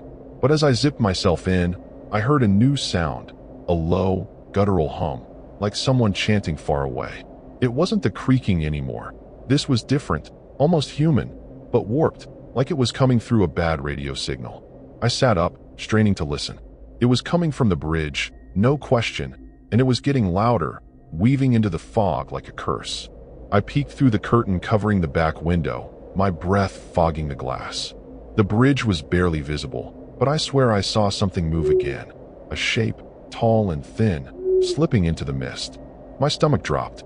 It wasn't an animal. Animals don't move like that, deliberate and slow, like they're stalking something. I remembered a ghost story I'd read about Gettysburg, about soldiers' spirits that don't just haunt, they hunt, angry and vengeful, tied to the land by some old, cruel grudge. I told myself it was just my imagination, but my hands wouldn't stop trembling. I dug through my bag for my pocket knife, a little thing I kept for cutting rope or opening cans. It wasn't much, but holding it made me feel less helpless. The humming was still there, now mixed with a faint tapping, like fingers drumming on wood. It was rhythmic, almost mocking, and it was definitely closer. I glanced at the van's keys in the ignition, torn between staying put and risking the foggy roads. Whatever was out there, it didn't feel like it was just passing through. It felt like it was waiting for me. The tapping on the wood was louder now, sharp and insistent, like someone, or something, was knocking right outside my van. I gripped my pocket knife, the blade barely 3 inches long, feeling like a kid with a toy against whatever was out there. The humming hadn't stopped either. It was a low, guttural drone, like voices chanting in a language I couldn't place. I crouched in the back of the van, my heart hammering so hard I could feel it in my throat. The fog pressed against the windows, so thick it was like the world outside had vanished, leaving just me, my van, and that disturbing sound crawling closer. I forced myself to peek through the curtain again, my breath shallow. The bridge was a faint shadow in the mist, but there was definitely something moving near it. Tall, unnaturally thin, and swaying like it was caught in a breeze that didn't exist. It wasn't human, not quite, but it had a shape that mimicked one, like a scarecrow come to life. I remembered a Gettysburg ghost tour pamphlet I'd skimmed, mentioning shadow figures tied to the Confederate soldiers hanged at Sachs Bridge. Locals swore they saw them at night, their forms flickering in the fog, hungry for revenge. I'd laughed it off then, but now it felt like a horror movie I couldn't pause. My flashlight beam shook as I aimed it at the window, hoping to catch a better look. Bad idea. The light hit something. Eyes, maybe, glinting red for a split second before vanishing into the mist. I yelped, dropping the flashlight, and it rolled under the bed platform, plunging me into darkness. Panic clawed at my chest. Whatever was out there, it wasn't just a ghost story. It was real, and it was close. The tapping turned into a scraping, like nails dragging across the van's metal side, slow and deliberate, like it was testing me. I scrambled to the driver's seat, fumbling for the keys and the ignition. My hands were sweaty, slipping on the metal. Come on, come on, I muttered, trying to channel my dad's calm when his old truck broke down in a storm. The engine turned over once, twice, then died with a pathetic whine. No way. I tried again, but the dashboard lights flickered and went out, like something had sucked the life out of the battery. The van was dead, and I was stuck in the middle of nowhere with that thing outside. The scraping stopped, replaced by a heavy thud against the back door, like something had leaned into it. I froze, my breath catching. The air in the van felt wrong, heavy and cold, like I was breathing through a wet cloth. I clutched the knife tighter, knowing it was useless against whatever was out there. The humming was louder now, vibrating through the walls, and I swear I heard words in it. Old, angry words, like a curse whispered by 100 voices. I thought of the Civil War stories, how soldiers' spirits were said to linger, trapped by the violence of their deaths, lashing out at anyone who crossed their path. I crawled to the back, staying low, and peeked through a gap in the curtain. The fog parted for a moment, and I saw it, clearer this time. It was tall, draped in tattered cloth that hung like shredded skin, its face a blur except for those red eyes, burning like coals. It stood on the bridge, motionless, but I felt it staring right at me, like it knew I was watching. My stomach twisted, a sick, scary feeling that this thing wasn't just haunting, it was hunting. I remembered a true crime podcast about a hiker in Pennsylvania who vanished near a battlefield, his gear found scattered like something had torn through it. Was this what got him? I yanked the curtain shut, my hands shaking so bad I could barely grip the fabric. The thud came again, harder, rattling the door. I bit my lip to keep from screaming, tasting blood. My phone was still dead, no way to call Theo or anyone else. I thought about running, but the fog was so thick I'd be blind out there, and that thing was waiting. The van was my only shield, but it felt like a coffin now, trapping me with that disturbing presence just outside. I whispered to myself, "You're fine, Eloan, just stay calm." But it sounded like a lie. Then the humming stopped, and the silence was worse. It was like the world held its breath, waiting for something to break. I heard a soft, wet sound, like footsteps in the mud, circling the van. My mind raced. Maybe it was a person, some creep messing with me. But no person moved like that, silent except for those deliberate steps. I thought of locking myself in the tiny bathroom compartment, but it was just a flimsy door. The scraping started again, now on the roof, slow and rhythmic, like claws pacing above me. Whatever it wasn't leaving. I pressed myself against the bed platform, knife in one hand, flashlight retrieved in the other, though I didn't dare turn it on. The air grew colder, my breath visible in the dark. I could feel it now, a presence, heavy and cruel, like it was feeding off my fear. The stories about Sachs Bridge weren't just myths. Something was here, something old and angry, and it had found me. The roof creaked under a heavy weight, and I realized with a sickening jolt that it wasn't outside anymore. It was on top of the van, waiting for its moment to strike. The scraping on the roof stopped, and for a split second, I thought maybe it was gone. Then a deafening crash shook the van, like something heavy had dropped onto the hood. I screamed, dropping my knife, the blade skittering across the floor. The van rocked, metal groaning, and I scrambled to the driver's seat, fumbling for the keys again. My hands were slick with sweat, my heart pounding so hard I could barely think. The engine sputtered, coughed, then roared to life. Thank God. But the relief was short-lived. Something slammed against the windshield, a blurred shape with those burning red eyes glaring through the glass, and I froze, trapped in a horror show I couldn't escape. I slammed the van into gear, tires spinning in the mud as I floored it. The fog was a wall, swallowing the road, but I didn't care. I had to get away from that thing. The Sachs Bridge myths flashed through my mind, stories of vengeful spirits that didn't just haunt. They chased, dragging people into the dark. I swerved onto Route 15, the van rattling like it was falling apart. The shape was gone from the windshield, but I could feel it, a disturbing weight in the air, like it was keeping pace with me. My flashlight rolled on the passenger seat, its beam flickering wildly as the van bounced. A glance in the side mirror made my blood run cold. Something was behind me, loping through the fog, its tattered form barely visible, but moving fast, too fast. I remembered a ghost story Theo told me about a Civil War soldier who'd been betrayed, hanged, and cursed to hunt the living. Was that what this was?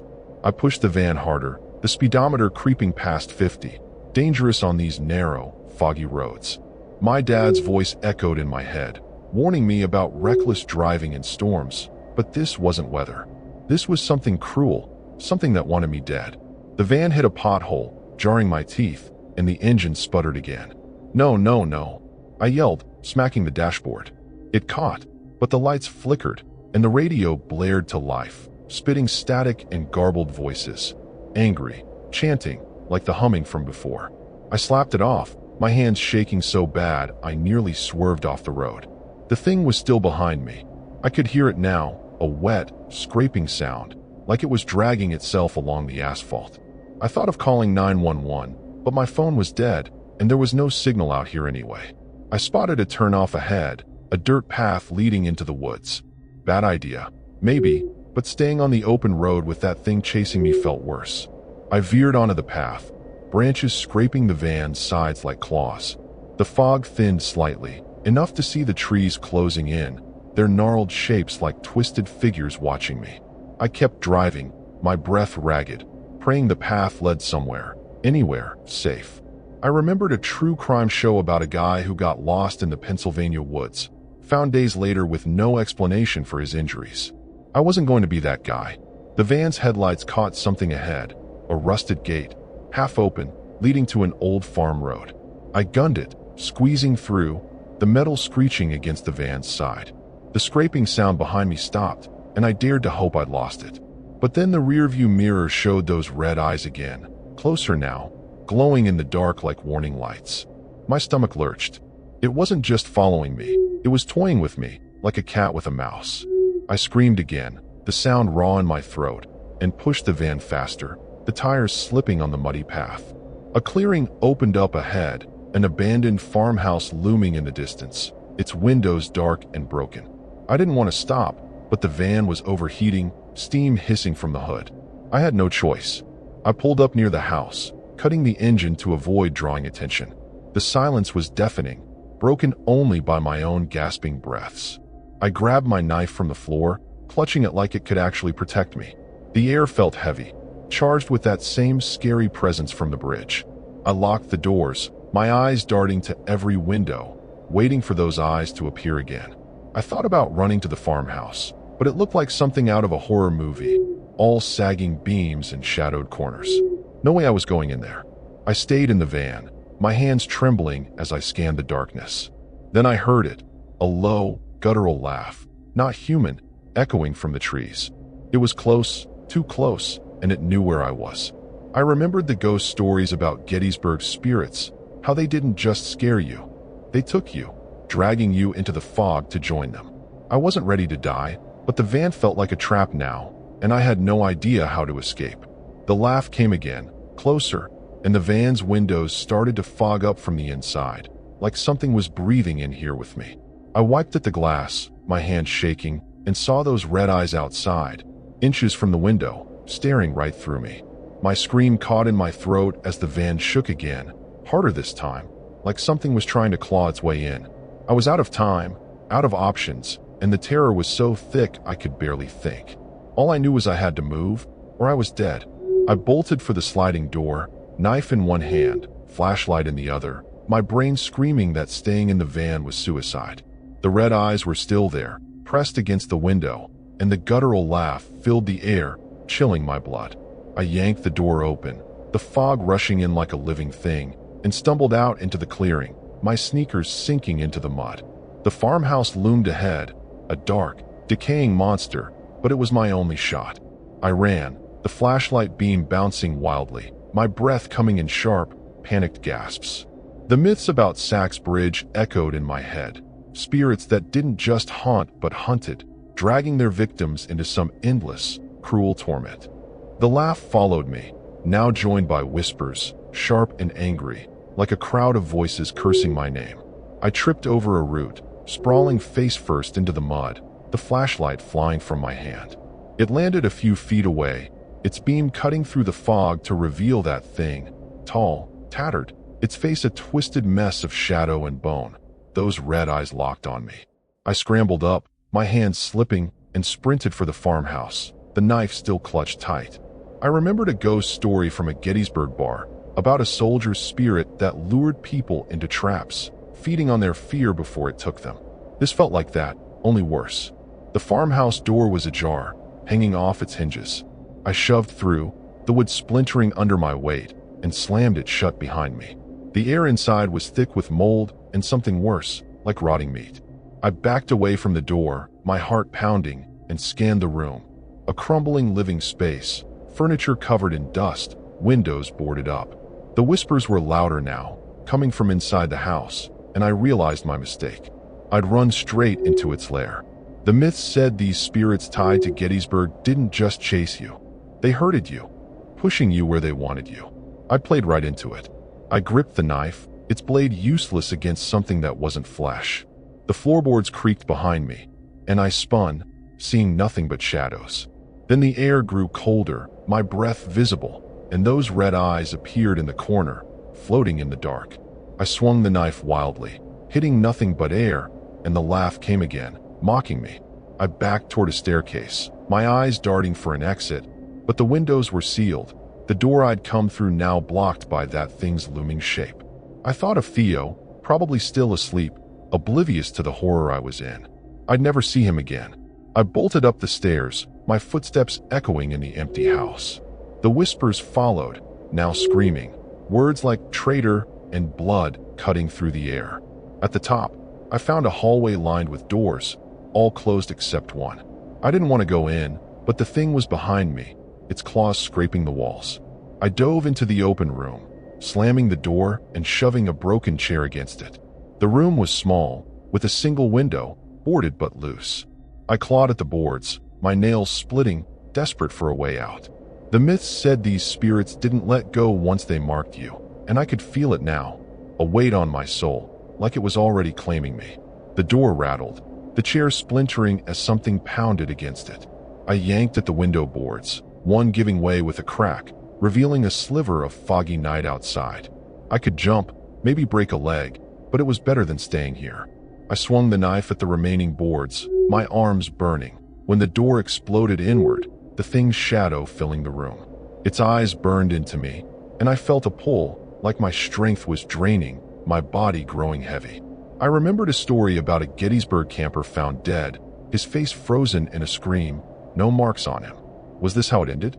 I threw myself at the window, the last board snapping, and leapt, hitting the ground hard, pain shooting through my ankle. I crawled, gasping, the fog swallowing me as I tried to run. The thing was still there. I could hear its laugh, feel its eyes. I stumbled toward the woods, my vision blurring, the knife lost somewhere behind me. The whispers were inside my head now, screaming for blood, for vengeance. I tripped again, falling into a ditch, and the last thing I saw was those red eyes above me, closer, hungrier, as the fog closed in. I don't know how long I lay there, but I woke to dawn, the fog gone, my body aching like I'd been beaten. The van was still by the farmhouse, its door open, my stuff scattered like something had torn through it. I limped back, my ankle screaming, and found my phone on the ground, screen cracked but working. A text from Theo, "Where you at?" "I'm at the bridge." I wanted to cry, to tell him everything, but when I looked at my reflection in the van's window, my eyes were wrong, clouded, like something had marked me. The myths were true. It didn't just kill you. It took you, piece by piece, and I knew it wasn't done with me. I drove away, shaking, the farmhouse shrinking in my rearview mirror. But the whispers didn't stop, faint but there, like they were part of me now. I'd escaped, but at a cost. Something was inside me, waiting, and I knew it had come back, cruel and relentless, to finish what it started. Gettysburg's ghosts don't let go, and I'd made the deadly mistake of thinking I could outrun them.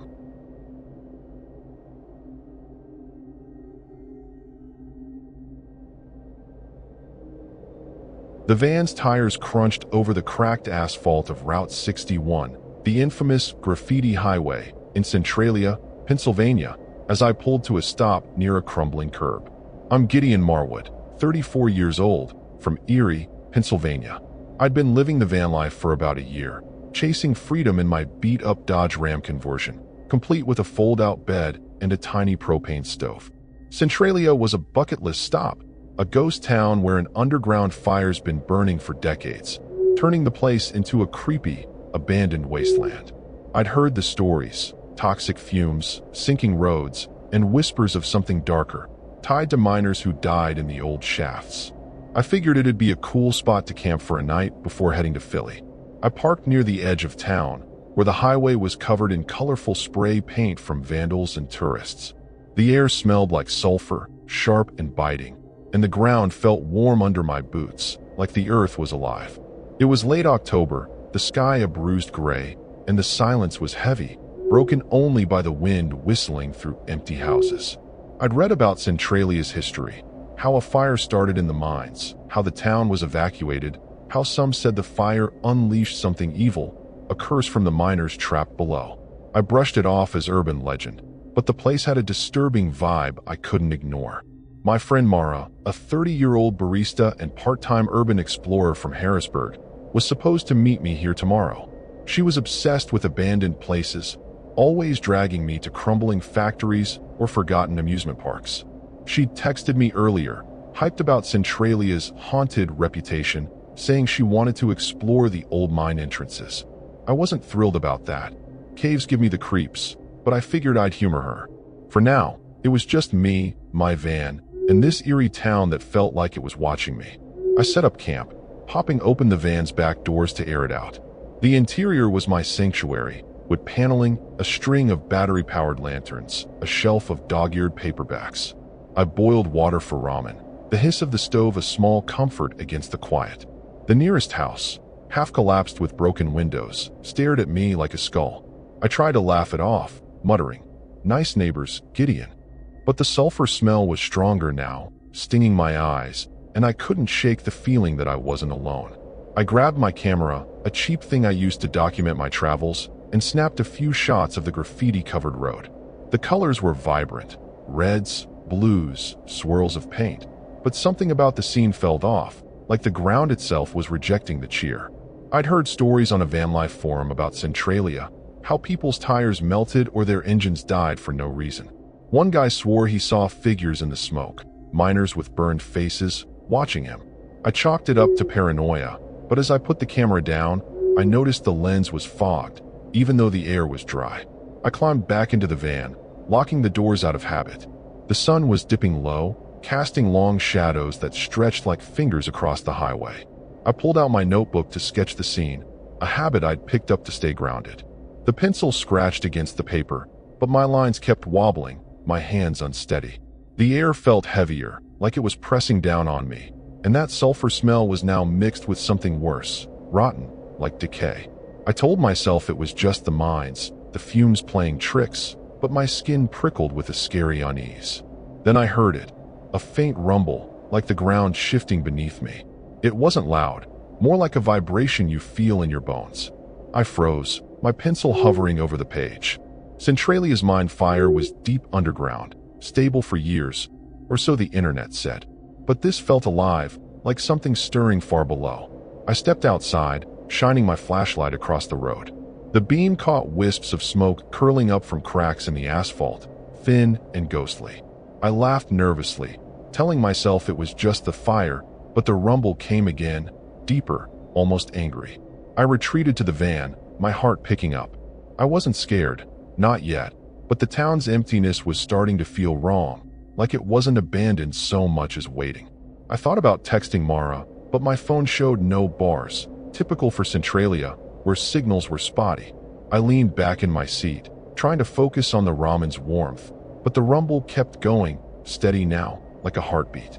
I glanced out the window, and for a second, I swore I saw something in the smoke, a shape, hunched and slow, moving toward the van. I shook my head, blaming the creepy stories I'd read. Centralia was weird, sure, but it was just a town, not some horror movie set. Still, I double-checked the locks and kept my flashlight close. The rumble faded, but the air stayed heavy, and that rotten smell lingered, like something dead was waking up.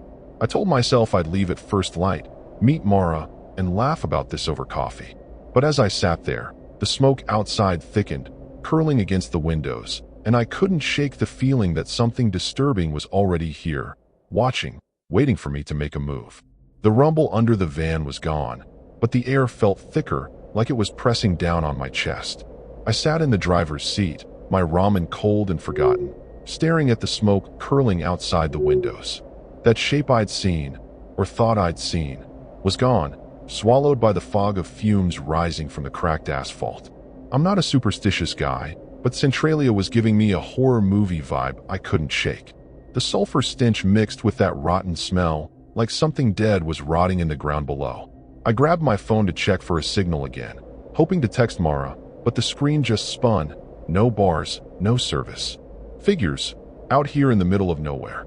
I decided to check the van's systems to keep my mind busy. The battery was fine, but the propane gauge for my stove was lower than it should have been, like it had been leaking. I crawled to the back, sniffing for gas, but all I got was that damn decay smell, stronger now, seeping through the vents. I shut off the propane valve, my hands clumsy in the dim light of my lanterns. "Come on, Gideon, get it together," I muttered, thinking of how Mara would laugh at me freaking out over nothing. But the van felt wrong, like it wasn't my safe little home anymore. I stepped outside to check the undercarriage, flashlight in hand, half expecting to find a leak or a busted hose. The ground was warm, almost hot, and the smoke from the cracks stung my eyes. I swept the beam around, catching more graffiti, names, hearts, a creepy skull with "Run" scrawled next to it. I chuckled nervously, but it died in my throat when I heard a new sound, a low, scraping grind, like metal dragging on stone, coming from the direction of an old mine entrance I'd seen on the map, about a quarter-mile away. It wasn't natural, not like the rumble. It felt deliberate, disturbing, like something was moving down there. Back in the van, I locked the doors and tried to reason it out. Maybe it was just the mine fire shifting rocks underground. I'd read about Centralia's collapse zones, places where the ground caved into old shafts. But the stories I'd heard on a podcast stuck with me.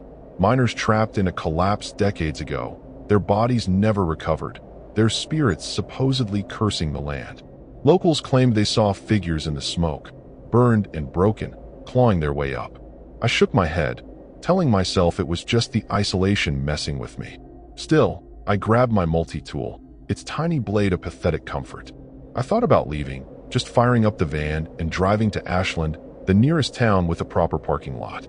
But the smoke was so thick now, it was like driving through soup, and I remembered a story my uncle told about crashing his bike in fog, nearly breaking his neck. No way I was risking that. I decided to stay put till morning, when Mara would show up with her usual sarcasm to snap me out of this. I checked my phone again, still no signal, but the battery was draining fast, down to 20% despite being fully charged hours ago. That was weird, scary even.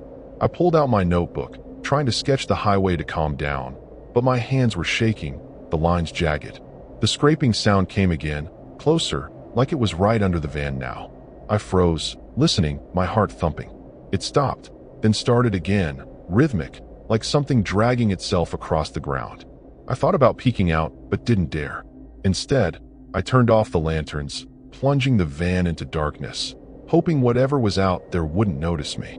The air felt colder, the rotten smell so strong I gagged, like it was inside the van now. I crawled to the back, peering through the curtain.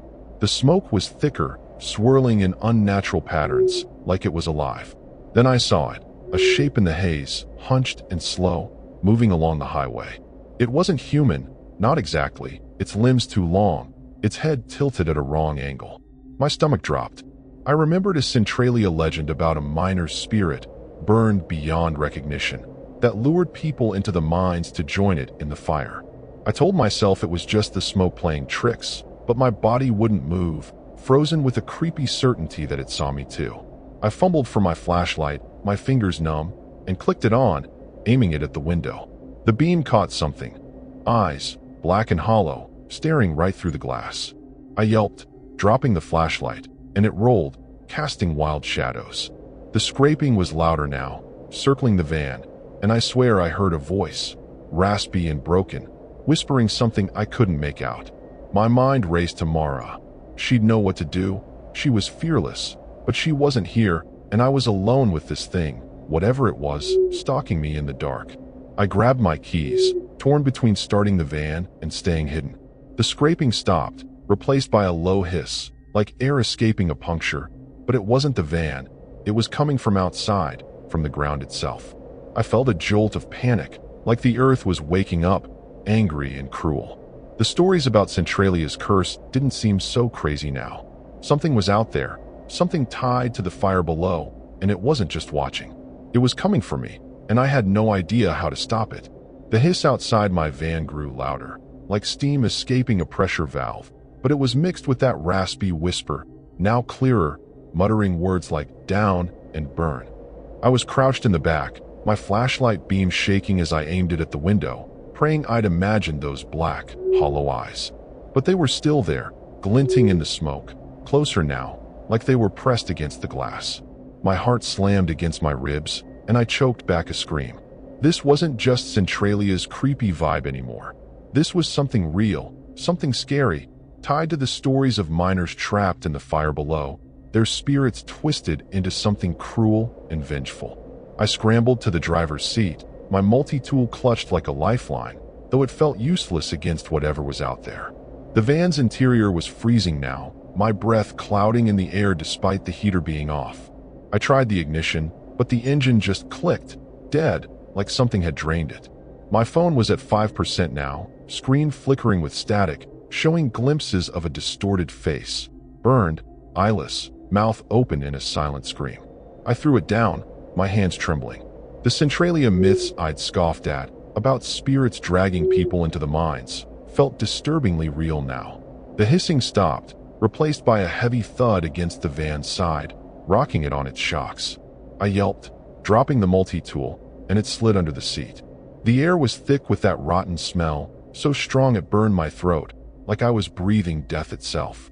I remembered a story from a gas station clerk near Centralia, about a camper who'd parked here and vanished, his tent found torn apart, the ground scorched like something had crawled up from below. I'd thought it was local gossip, but now I wasn't so sure. Whatever was out there wasn't just haunting, it was hunting.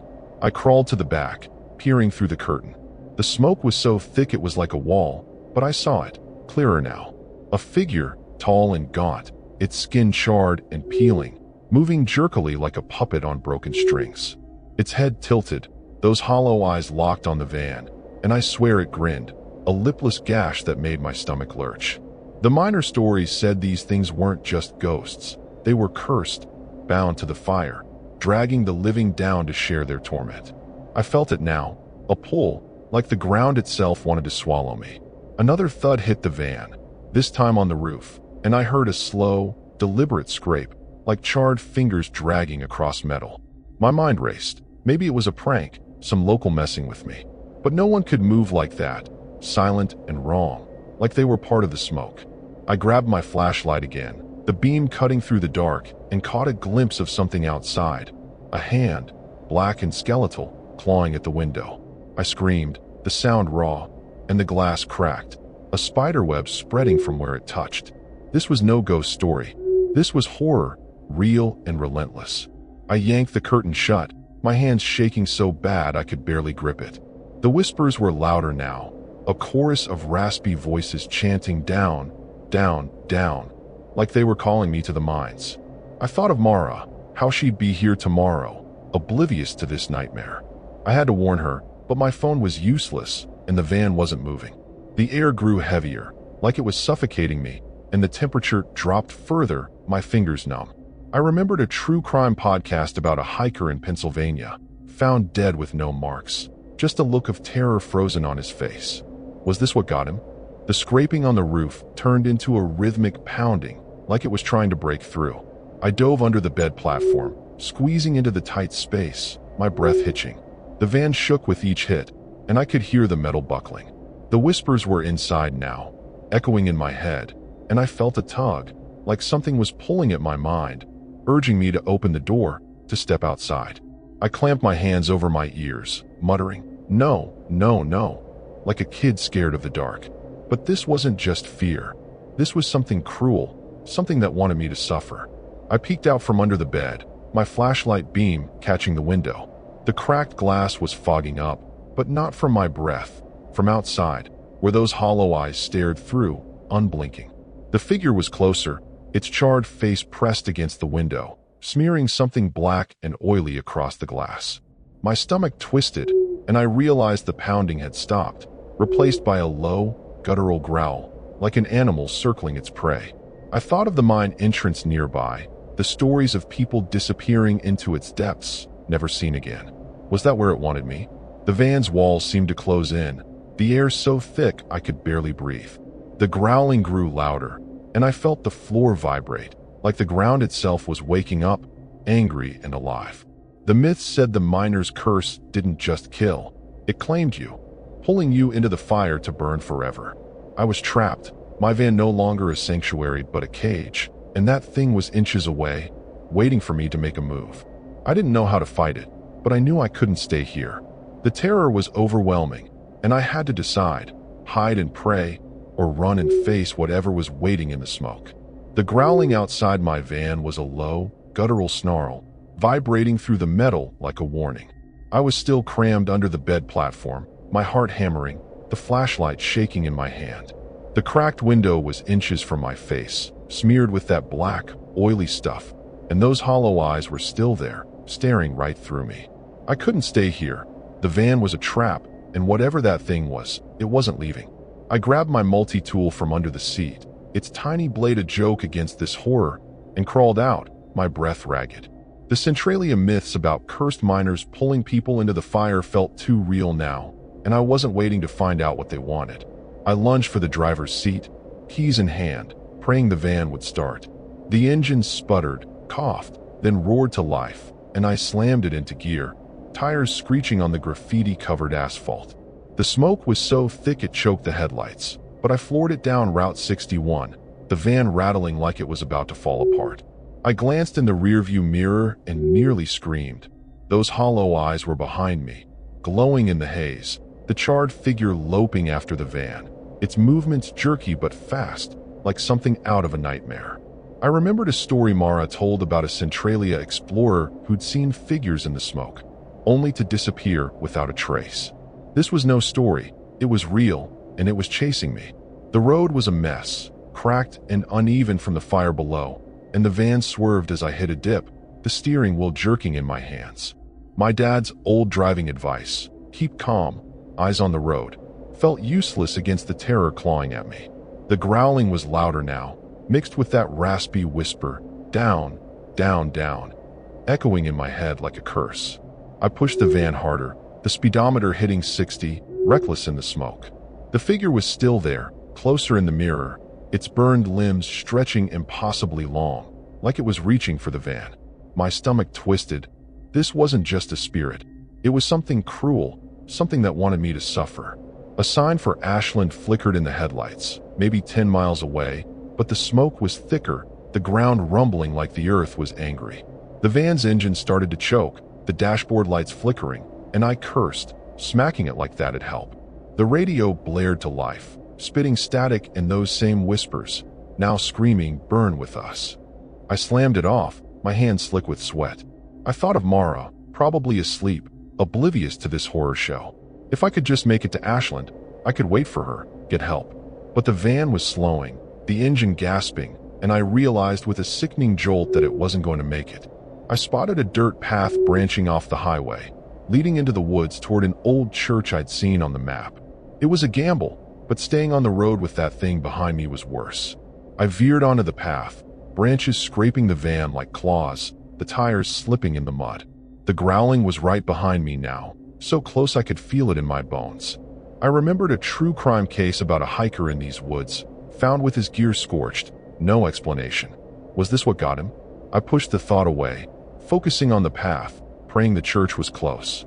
The van's engine sputtered again, steam hissing from the hood, and I knew I was running out of time. The church appeared through the smoke, a crumbling stone building with a sagging steeple, its windows dark.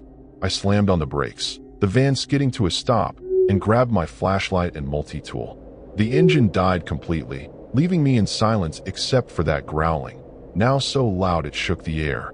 I bolted out of the van, my sneakers slipping on the wet ground, and sprinted for the church, the smoke stinging my eyes. The figure was still out there. I could see its silhouette in the haze, moving faster, its burned arms reaching.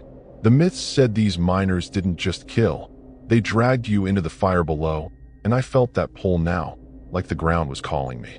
I shoved through the church's rotted door, though it splintering, and slammed it shut, my chest heaving. The air inside was thick with dust, and that rotten smell, stronger now, like death itself. I swung the flashlight around, the beam catching pews covered in ash, a cracked altar, and strange marks on the walls, scratches, like something had clawed its way out. The growling was outside, circling, and I realized the church wasn't safe. It was a trap, just like the van. I thought of running again, but the smoke was too thick, the woods too dark, and that thing was waiting. Its whispers now a scream in my head, urging me to give up. I backed against the altar, clutching the multi-tool, my flashlight beam darting wildly. The door rattled, the growling turning into a high-pitched wail, like 1,000 voices crying out. The windows shook, glass cracking, and I saw those hollow eyes again, peering through the gaps, unblinking. My legs felt weak, like the life was draining out of me, and I remembered the stories of miners' spirits claiming souls to join them in the fire. I wasn't just running from a ghost, I was running from a curse, and it was catching up. I had to find a way out, but the church felt like a tomb, and I was out of places to hide. The wail grew louder, the air so cold my fingers went numb. I stumbled toward a side door, hoping for an exit, but the ground shook, a deep rumble like the mine fire waking up. The whispers screamed burn, and I felt it, a heat rising through the floor, unnatural and searing, like the fire below was reaching for me. I was in a life or death race, and every second I stayed, I was losing. The door was my only shot, but as I reached for it, the wail became a roar, and I knew whatever was out there was done playing. It was coming for me, and I had nowhere left to run. I yanked the side door open, the hinges screaming, and stumbled into the smoky night, the church's walls groaning behind me. The heat from the ground burned through my sneakers, and the wail followed, a deafening chorus of rage that made my ears ring. I ran blindly into the woods, flashlight beam bouncing, the smoke so thick I could barely breathe. The Centralia myths were clear. The miner's curse didn't let you go. It dragged you down, burning you alive in the fire below, and I could feel that pull now, like hands clawing at my soul. My only thought was to keep moving, to outrun the thing with those hollow eyes. But the ground was shaking, the air scorching, and I knew I'd made a deadly mistake coming here. Branches tore at my jacket as I crashed through the woods, my ankle twisting on a root. I fell hard, the flashlight skittering away, its beam catching that figure, charred, skeletal, its mouth open in a silent scream, lurching toward me. I scrambled up, pain shooting through my leg, and clutched the multi-tool, its blade useless against this horror.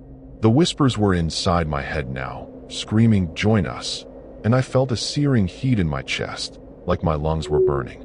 I remembered a Centralia story about a man found dead near the mines, his body unburned but his eyes gone, like something had taken them. Was that my fate? I staggered toward a clearing, the ground hotter, the smoke swirling like a living thing. The figure was closer, its burned limbs cracking as it moved, those hollow eyes locked on me. I spotted a rusted mine vent ahead, a jagged hole in the earth spewing smoke. It was a stupid idea, but I thought maybe I could hide, lose it in the maze of old shafts. I dove for the vent, squeezing through, the metal cutting my arms. The air inside was choking, thick with sulfur and heat, and I realized too late I'd run straight into the heart of the curse. The myths said the miners' spirits lived in the fire, and I'd just crawled into their domain. The tunnel was tight, the walls scorched and crumbling, the heat unbearable. I crawled, coughing, my flashlight gone, guided only by the faint glow of the fire deep below. The wail was everywhere now, vibrating through the stone, and I felt hands, cold, charred, grabbing my ankles, pulling me back. I screamed, kicking, but they were strong, relentless, their whispers now a roar of "burn with us." I thought of Mara, how she'd find my van empty, my stuff scattered, no trace of me. I'd been so cocky, thinking Centralia was just a cool stop, ignoring the stories of a curse that claimed anyone who got too close. I clawed at the walls, my nails breaking, desperate to find an exit. The heat was searing my skin, my vision blurring, and I saw them. Dozens of figures, burned and eyeless, crawling toward me through the smoke. Their mouths moved, chanting my name, and I felt my strength fading, like they were draining me. I remembered a podcast about a miner's ghost seen in Centralia, leading people into the mines to die. This wasn't one ghost, it was all of them, a cruel, vengeful horde, and I'd walked right into their trap. I tried to scream, but my throat was raw, the air too hot to breathe. I found a side tunnel, narrower, and squeezed through, the walls closing in. The figures were behind me, their charred hands scraping the stone, their eyes like black voids. I tripped, falling into a wider chamber, the ground glowing red from the fire below. The heat was unbearable, my skin blistering, and I knew I wasn't getting out. The miner's curse wasn't just about death, it was about suffering, trapping you in their torment. I thought of my van, my home, now miles away, and how I'd never see Mara or Erie again. My mistake was coming here, thinking I could outsmart a place this evil. The figures surrounded me, their whispers now a deafening scream, and I felt the ground give way, a crack opening beneath me. I fell, the heat swallowing me, the fire below roaring like a living thing. My last thought was of the van, parked alone on that cursed highway, a warning no one would heed. When Mara arrived, she'd find it empty, my camera showing one last photo. A burned face, eyeless, grinning. The curse had claimed me, just like the stories said, and as the fire took me, I felt the miners' rage, their pain, binding me to Centralia's depths forever. I don't know if anyone found my van, but the myths are true. Centralia's fire isn't just burning coal. It's burning souls, and I'm one of them now, trapped in the dark, my screams lost in the smoke. I'd ignored the warnings, made the deadly mistake of thinking I could handle this place, and paid the price. The miners don't forgive, and their curse doesn't end. If you're reading this, stay away from Centralia. The fire's alive, and it's hungry.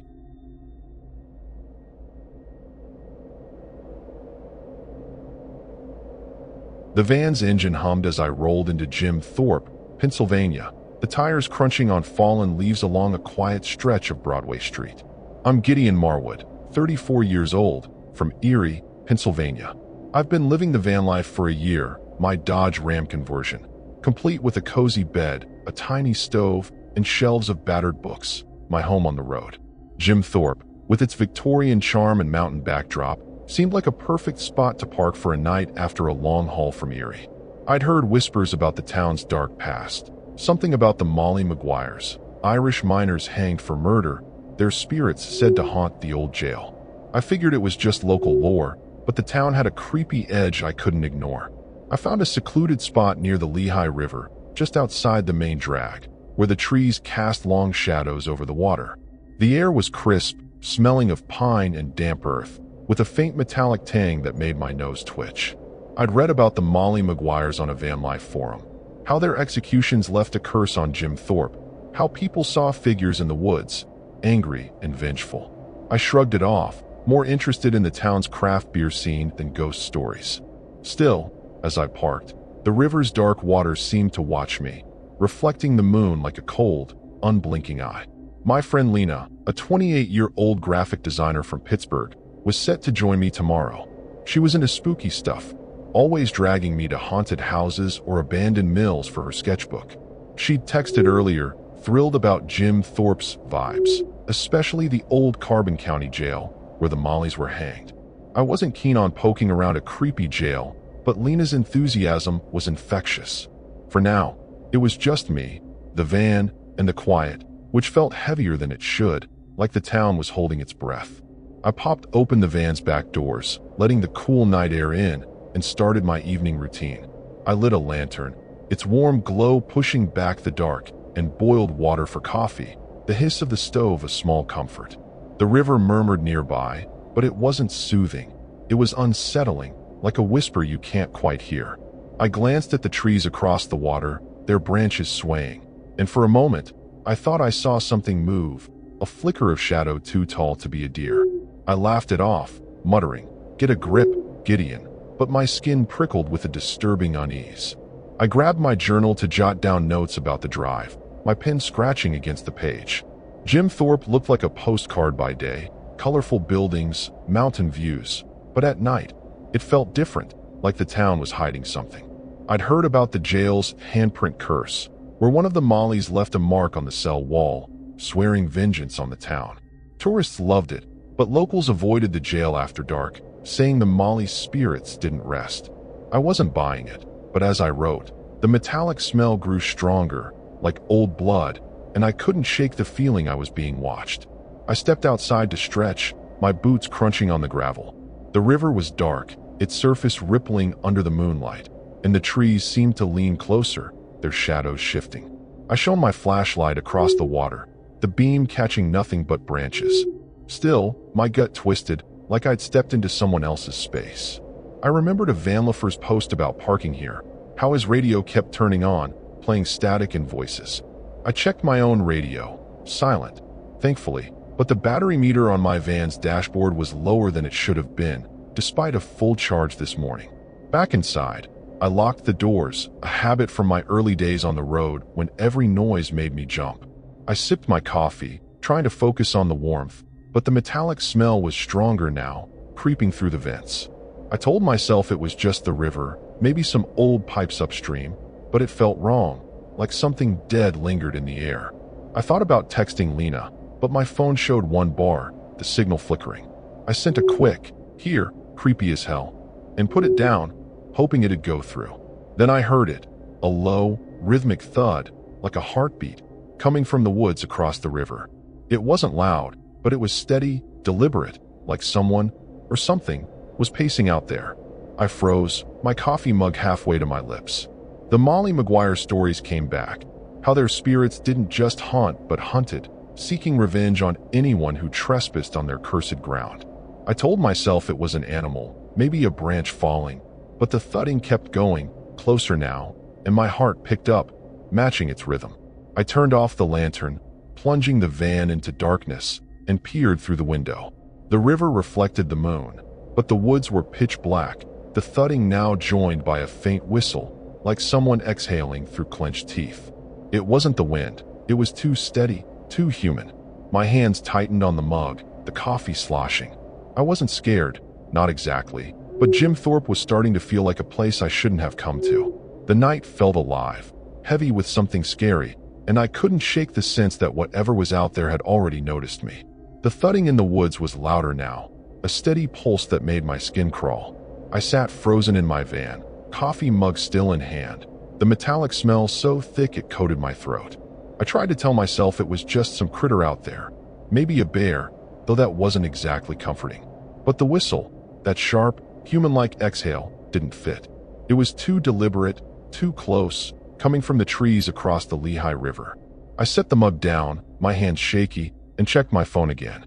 Lena's text hadn't gone through, and the signal was gone, the screen flickering like it was possessed. Jim Thorpe was starting to feel like a horror show, and I was the idiot who'd parked center stage. I decided to check the van's systems to calm my nerves. The battery was draining faster than it should, down to half despite barely using anything. I flicked on the overhead light, and it buzzed, dimming like something was sucking the power. "Come on." "Not now," I muttered, thinking of how my brother once got stranded when his car's alternator died in the middle of nowhere. I grabbed my flashlight and popped the hood, stepping outside into the chilly air. The metallic smell hit me harder, like blood and rust, and the thudding stopped, replaced by a silence that felt worse, like the woods were holding their breath. I shone the flashlight under the hood, checking the battery cables, but everything looked fine. The river murmured behind me, and I swear I heard a splash, like something heavy had slipped into the water. I spun, the beam cutting through the dark, catching ripples spreading across the surface. Nothing else, no fish, no branches, just that disturbing ripple moving toward my side of the river. My gut twisted. I'd read about the Molly Maguires, how their spirits supposedly lingered near the jail, but some said they haunted the river too, where one of them drowned trying to escape. I slammed the hood shut, my heart picking up. Back in the van, I locked the doors, my hands fumbling with the keys. The thudding started again, closer, like it was right across the river now. I thought about starting the van and bolting to a Walmart lot in Hazleton, about 20 minutes away, but the roads were narrow, and the fog rolling off the river was thick, like a wall of smoke. I remembered Lena's story about a friend who crashed in fog, totaling his car. Driving now felt like a gamble, but staying here, with that sound and that smell, wasn't much better. I was stuck, torn between moving and hiding. I grabbed my journal, trying to sketch the river to ground myself, but my lines were shaky, the pencil slipping. The whistling came again, sharper, like someone was standing just outside the van. I froze, listening, my breath shallow. It wasn't random. It was a tune, broken and raspy, like an old folk song.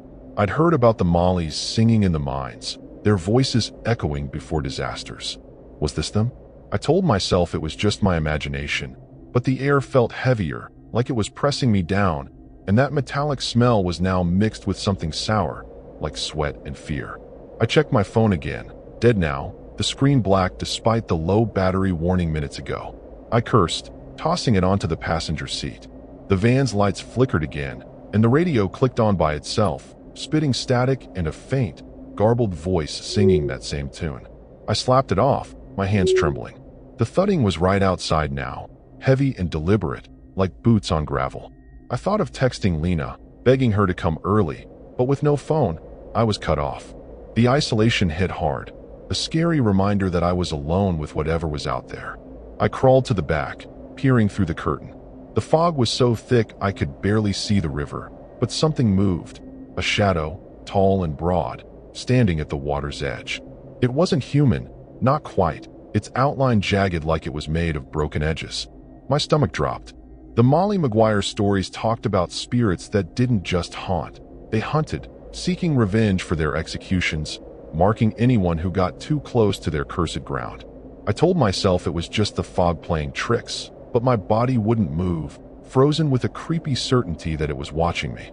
I grabbed my multi-tool, its tiny blade a pathetic defense, and checked the van's locks again. The whistling stopped, replaced by a low, guttural hum, like a chant from deep in the throat. It was coming from all sides now, vibrating through the van's walls. I thought about the jail, how tourists said they felt hands on their shoulders in the cells. Was that what was out there? I debated running to the town center, maybe finding a bar or a cop, but the fog was too thick, and that shadow was too close. I felt trapped, like the river and the woods were closing in. The hum grew louder, and I heard a new sound, a soft, wet scrape, like something dragging itself across the gravel toward the van. My heart was pounding so hard I could feel it in my ears. I turned off the flashlight, plunging the van into darkness, hoping whatever it was wouldn't see me. But the scraping got closer, and I swear I heard a voice, low and angry, muttering words I couldn't catch. The Molly Maguire curse wasn't just a story, it was real, and it had found me. I didn't know what it wanted, but it felt cruel, like it was savoring my fear, waiting for me to make a move.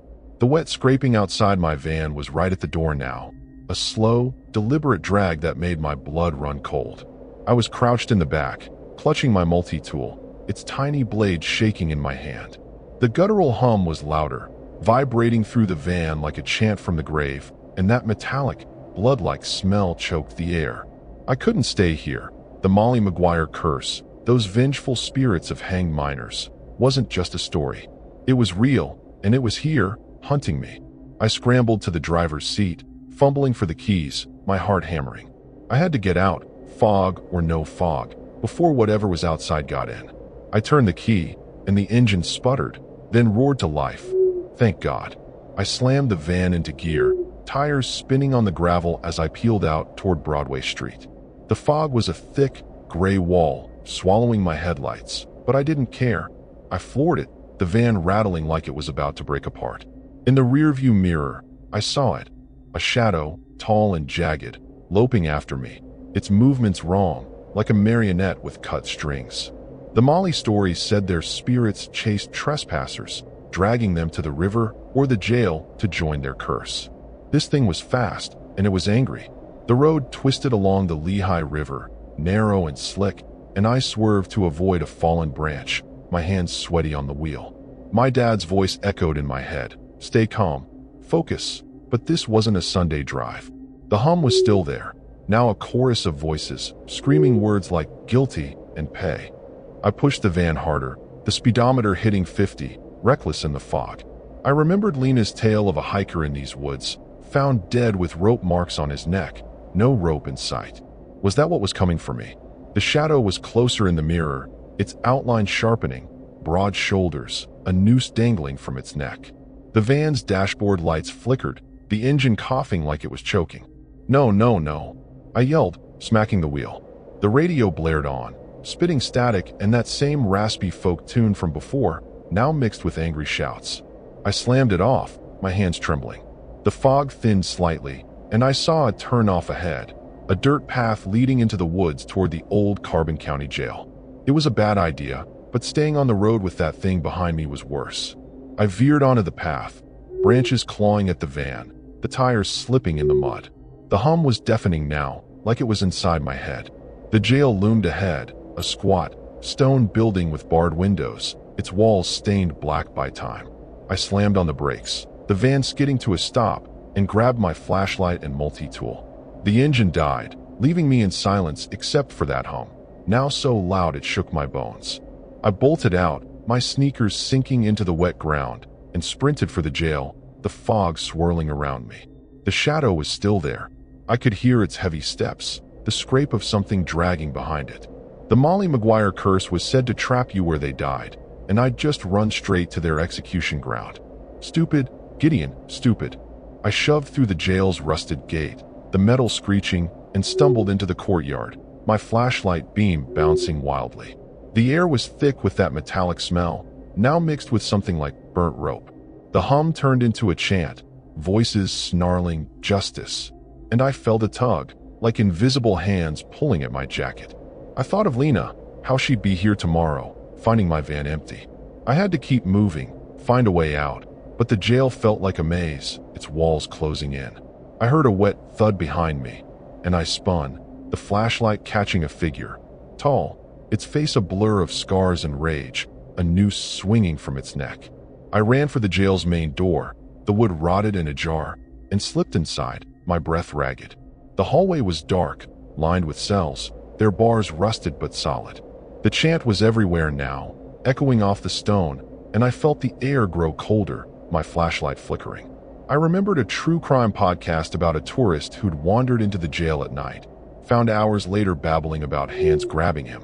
Was this their trap? I ducked into a cell, hoping to hide, but the door slammed shut behind me, locking with a clang that wasn't natural. The figure was outside, its shadow filling the bars, and I knew I'd made a terrible mistake. I backed against the cell wall, my flashlight beam shaking as it caught a handprint burned into the stone. The Molly's curse, the mark of vengeance. The figure was closer, its noose scraping the floor, its eyes black pits that sucked the light away. My legs felt weak, like the curse was draining me, and the chant screamed, "Pay, pay, pay." I clutched the multi-tool, knowing it was useless against this thing. The jail was a tomb, and I was trapped, the air so heavy I could barely breathe.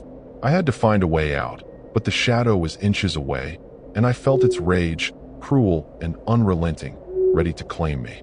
The cell door rattled, the metal groaning like it was being torn apart. I scanned for another exit, spotting a cracked window high on the wall, too small to climb through. The chant was deafening, the figure's hands clawing at the bars, and I felt a sharp pain in my chest, like something was squeezing my heart. The Molly Maguire curse didn't just kill, it punished, and I was out of time. I had to move, to fight, or I'd be another story, another vanished camper. But as the bars bent inward, I knew escape was a long shot, and the terror was swallowing me whole. I lunged for the cell window, my fingers clawing at the cracked stone, but it was no use. The gap was too narrow, the bars too strong. The cell door screeched as it bent inward, the figure's scarred face now clear, its black eyes burning with hate, the noose around its neck swinging like a pendulum. The Molly Maguire curse was real, and I'd walked right into it, thinking Jim Thorpe was just a quirky stop. The chant, "Pay, pay, pay," was so loud it shook the walls, and I felt that tug again, like hands pulling me toward the floor, toward the earth where the Mollys died. My flashlight flickered out, plunging me into darkness. and I screamed, the sound lost in the roar of voices. I swung my multi-tool wildly, hitting nothing but air, the blade useless against this thing. The air was freezing, my breath visible, and that metallic, blood-like smell was choking me. I backed against the handprint on the wall, my skin burning where it touched, like the curse was marking me. I remembered a story Lena told about a Molly Maguire ghost dragging a man into the river, his body found with rope burns, but no rope. Was that my fate? The figure stepped into the cell, its movements jerky, its noose scraping the floor, and I felt my strength fading, like it was stealing my life. I stumbled, my legs giving out, and fell to my knees, the stone cold and wet. The figure loomed over me, its face a twisted mask of scars and rage, and I saw others behind it. More shadows, their nooses swinging, their eyes black and hungry. The Molly curse wasn't one spirit, it was all of them, a mob of vengeance, punishing anyone who dared trespass. I thought of Lena, how she'd find my van by the river, my journal open to a half-finished sketch. I'd been so cocky, ignoring the warnings, thinking I could handle a night in Jim Thorpe. Now I was paying for it. I crawled toward the cell door, my hands slipping on the slick floor, the chant now a scream in my head. The figures closed in, their hands cold and rough, grabbing my arms, my legs, pulling me back. I kicked, my screams raw, but they were too strong, their grip like iron. I felt a rope tighten around my neck, invisible but real, squeezing until I couldn't breathe. The stories said the Mollies marked their victims, dragging them to the gallows of their curse, and I felt it now, a burning pain, like my soul was being torn out. My mistake was coming here, thinking I was above the town's dark history. I clawed at the floor, my nails breaking, desperate for a way out. The figures were everywhere, their nooses looping around me, their chants drowning out my thoughts. I saw a crack in the wall, a faint glow of moonlight, and lunged for it, my hands bloody. I squeezed through, the stone scraping my skin, and fell into another cell, the air hotter, like the curse was boiling the jail. The figures followed, their shadows filling the space, and I realized there was no escape. The Molly Maguire curse didn't let go. It was a trap, and I'd sealed my fate the moment I parked by the river. I staggered to my feet, the invisible rope tightening, my vision blurring. The figures were on me, their hands burning my skin, their eyes swallowing the light. I felt the ground shift, like the earth was opening, and I remembered the stories of the Molly's victims vanishing, their bodies found with no explanation, just terror frozen on their faces. I tried to scream for Lena, for anyone, but my voice was gone, stolen by the curse. The figures dragged me down, the floor giving way, and I felt myself falling, the air searing my lungs, the chant now a triumphant roar. I don't know how long I fell, but I woke by the river, dawn breaking, my body aching like I'd been beaten. The van was still there, its door open, my stuff scattered across the gravel. My neck burned, and when I touched it, I felt rope marks, raw and real. I limped to the van, my hands shaking, and found my phone, cracked but working. A text from Lena. Almost there. Where you at? I wanted to warn her, but when I looked in the van's mirror, my eyes were wrong, clouded, like something had taken root. The Molly Maguire curse didn't kill me. It claimed me, and I knew it wasn't done. I drove away, the river shrinking in my rear view, but the chant lingered, faint but there, like a scar in my mind. I'd escaped, but not really. Something was inside me, waiting, and I knew it had come back, cruel and relentless, to finish what it started. Jim Thorpe's ghosts don't forgive, and I'd made the deadly mistake of thinking I could outrun their vengeance. If you're ever in this town, stay away from the river, the jail, the woods. The Mollies are still here, and they're always watching.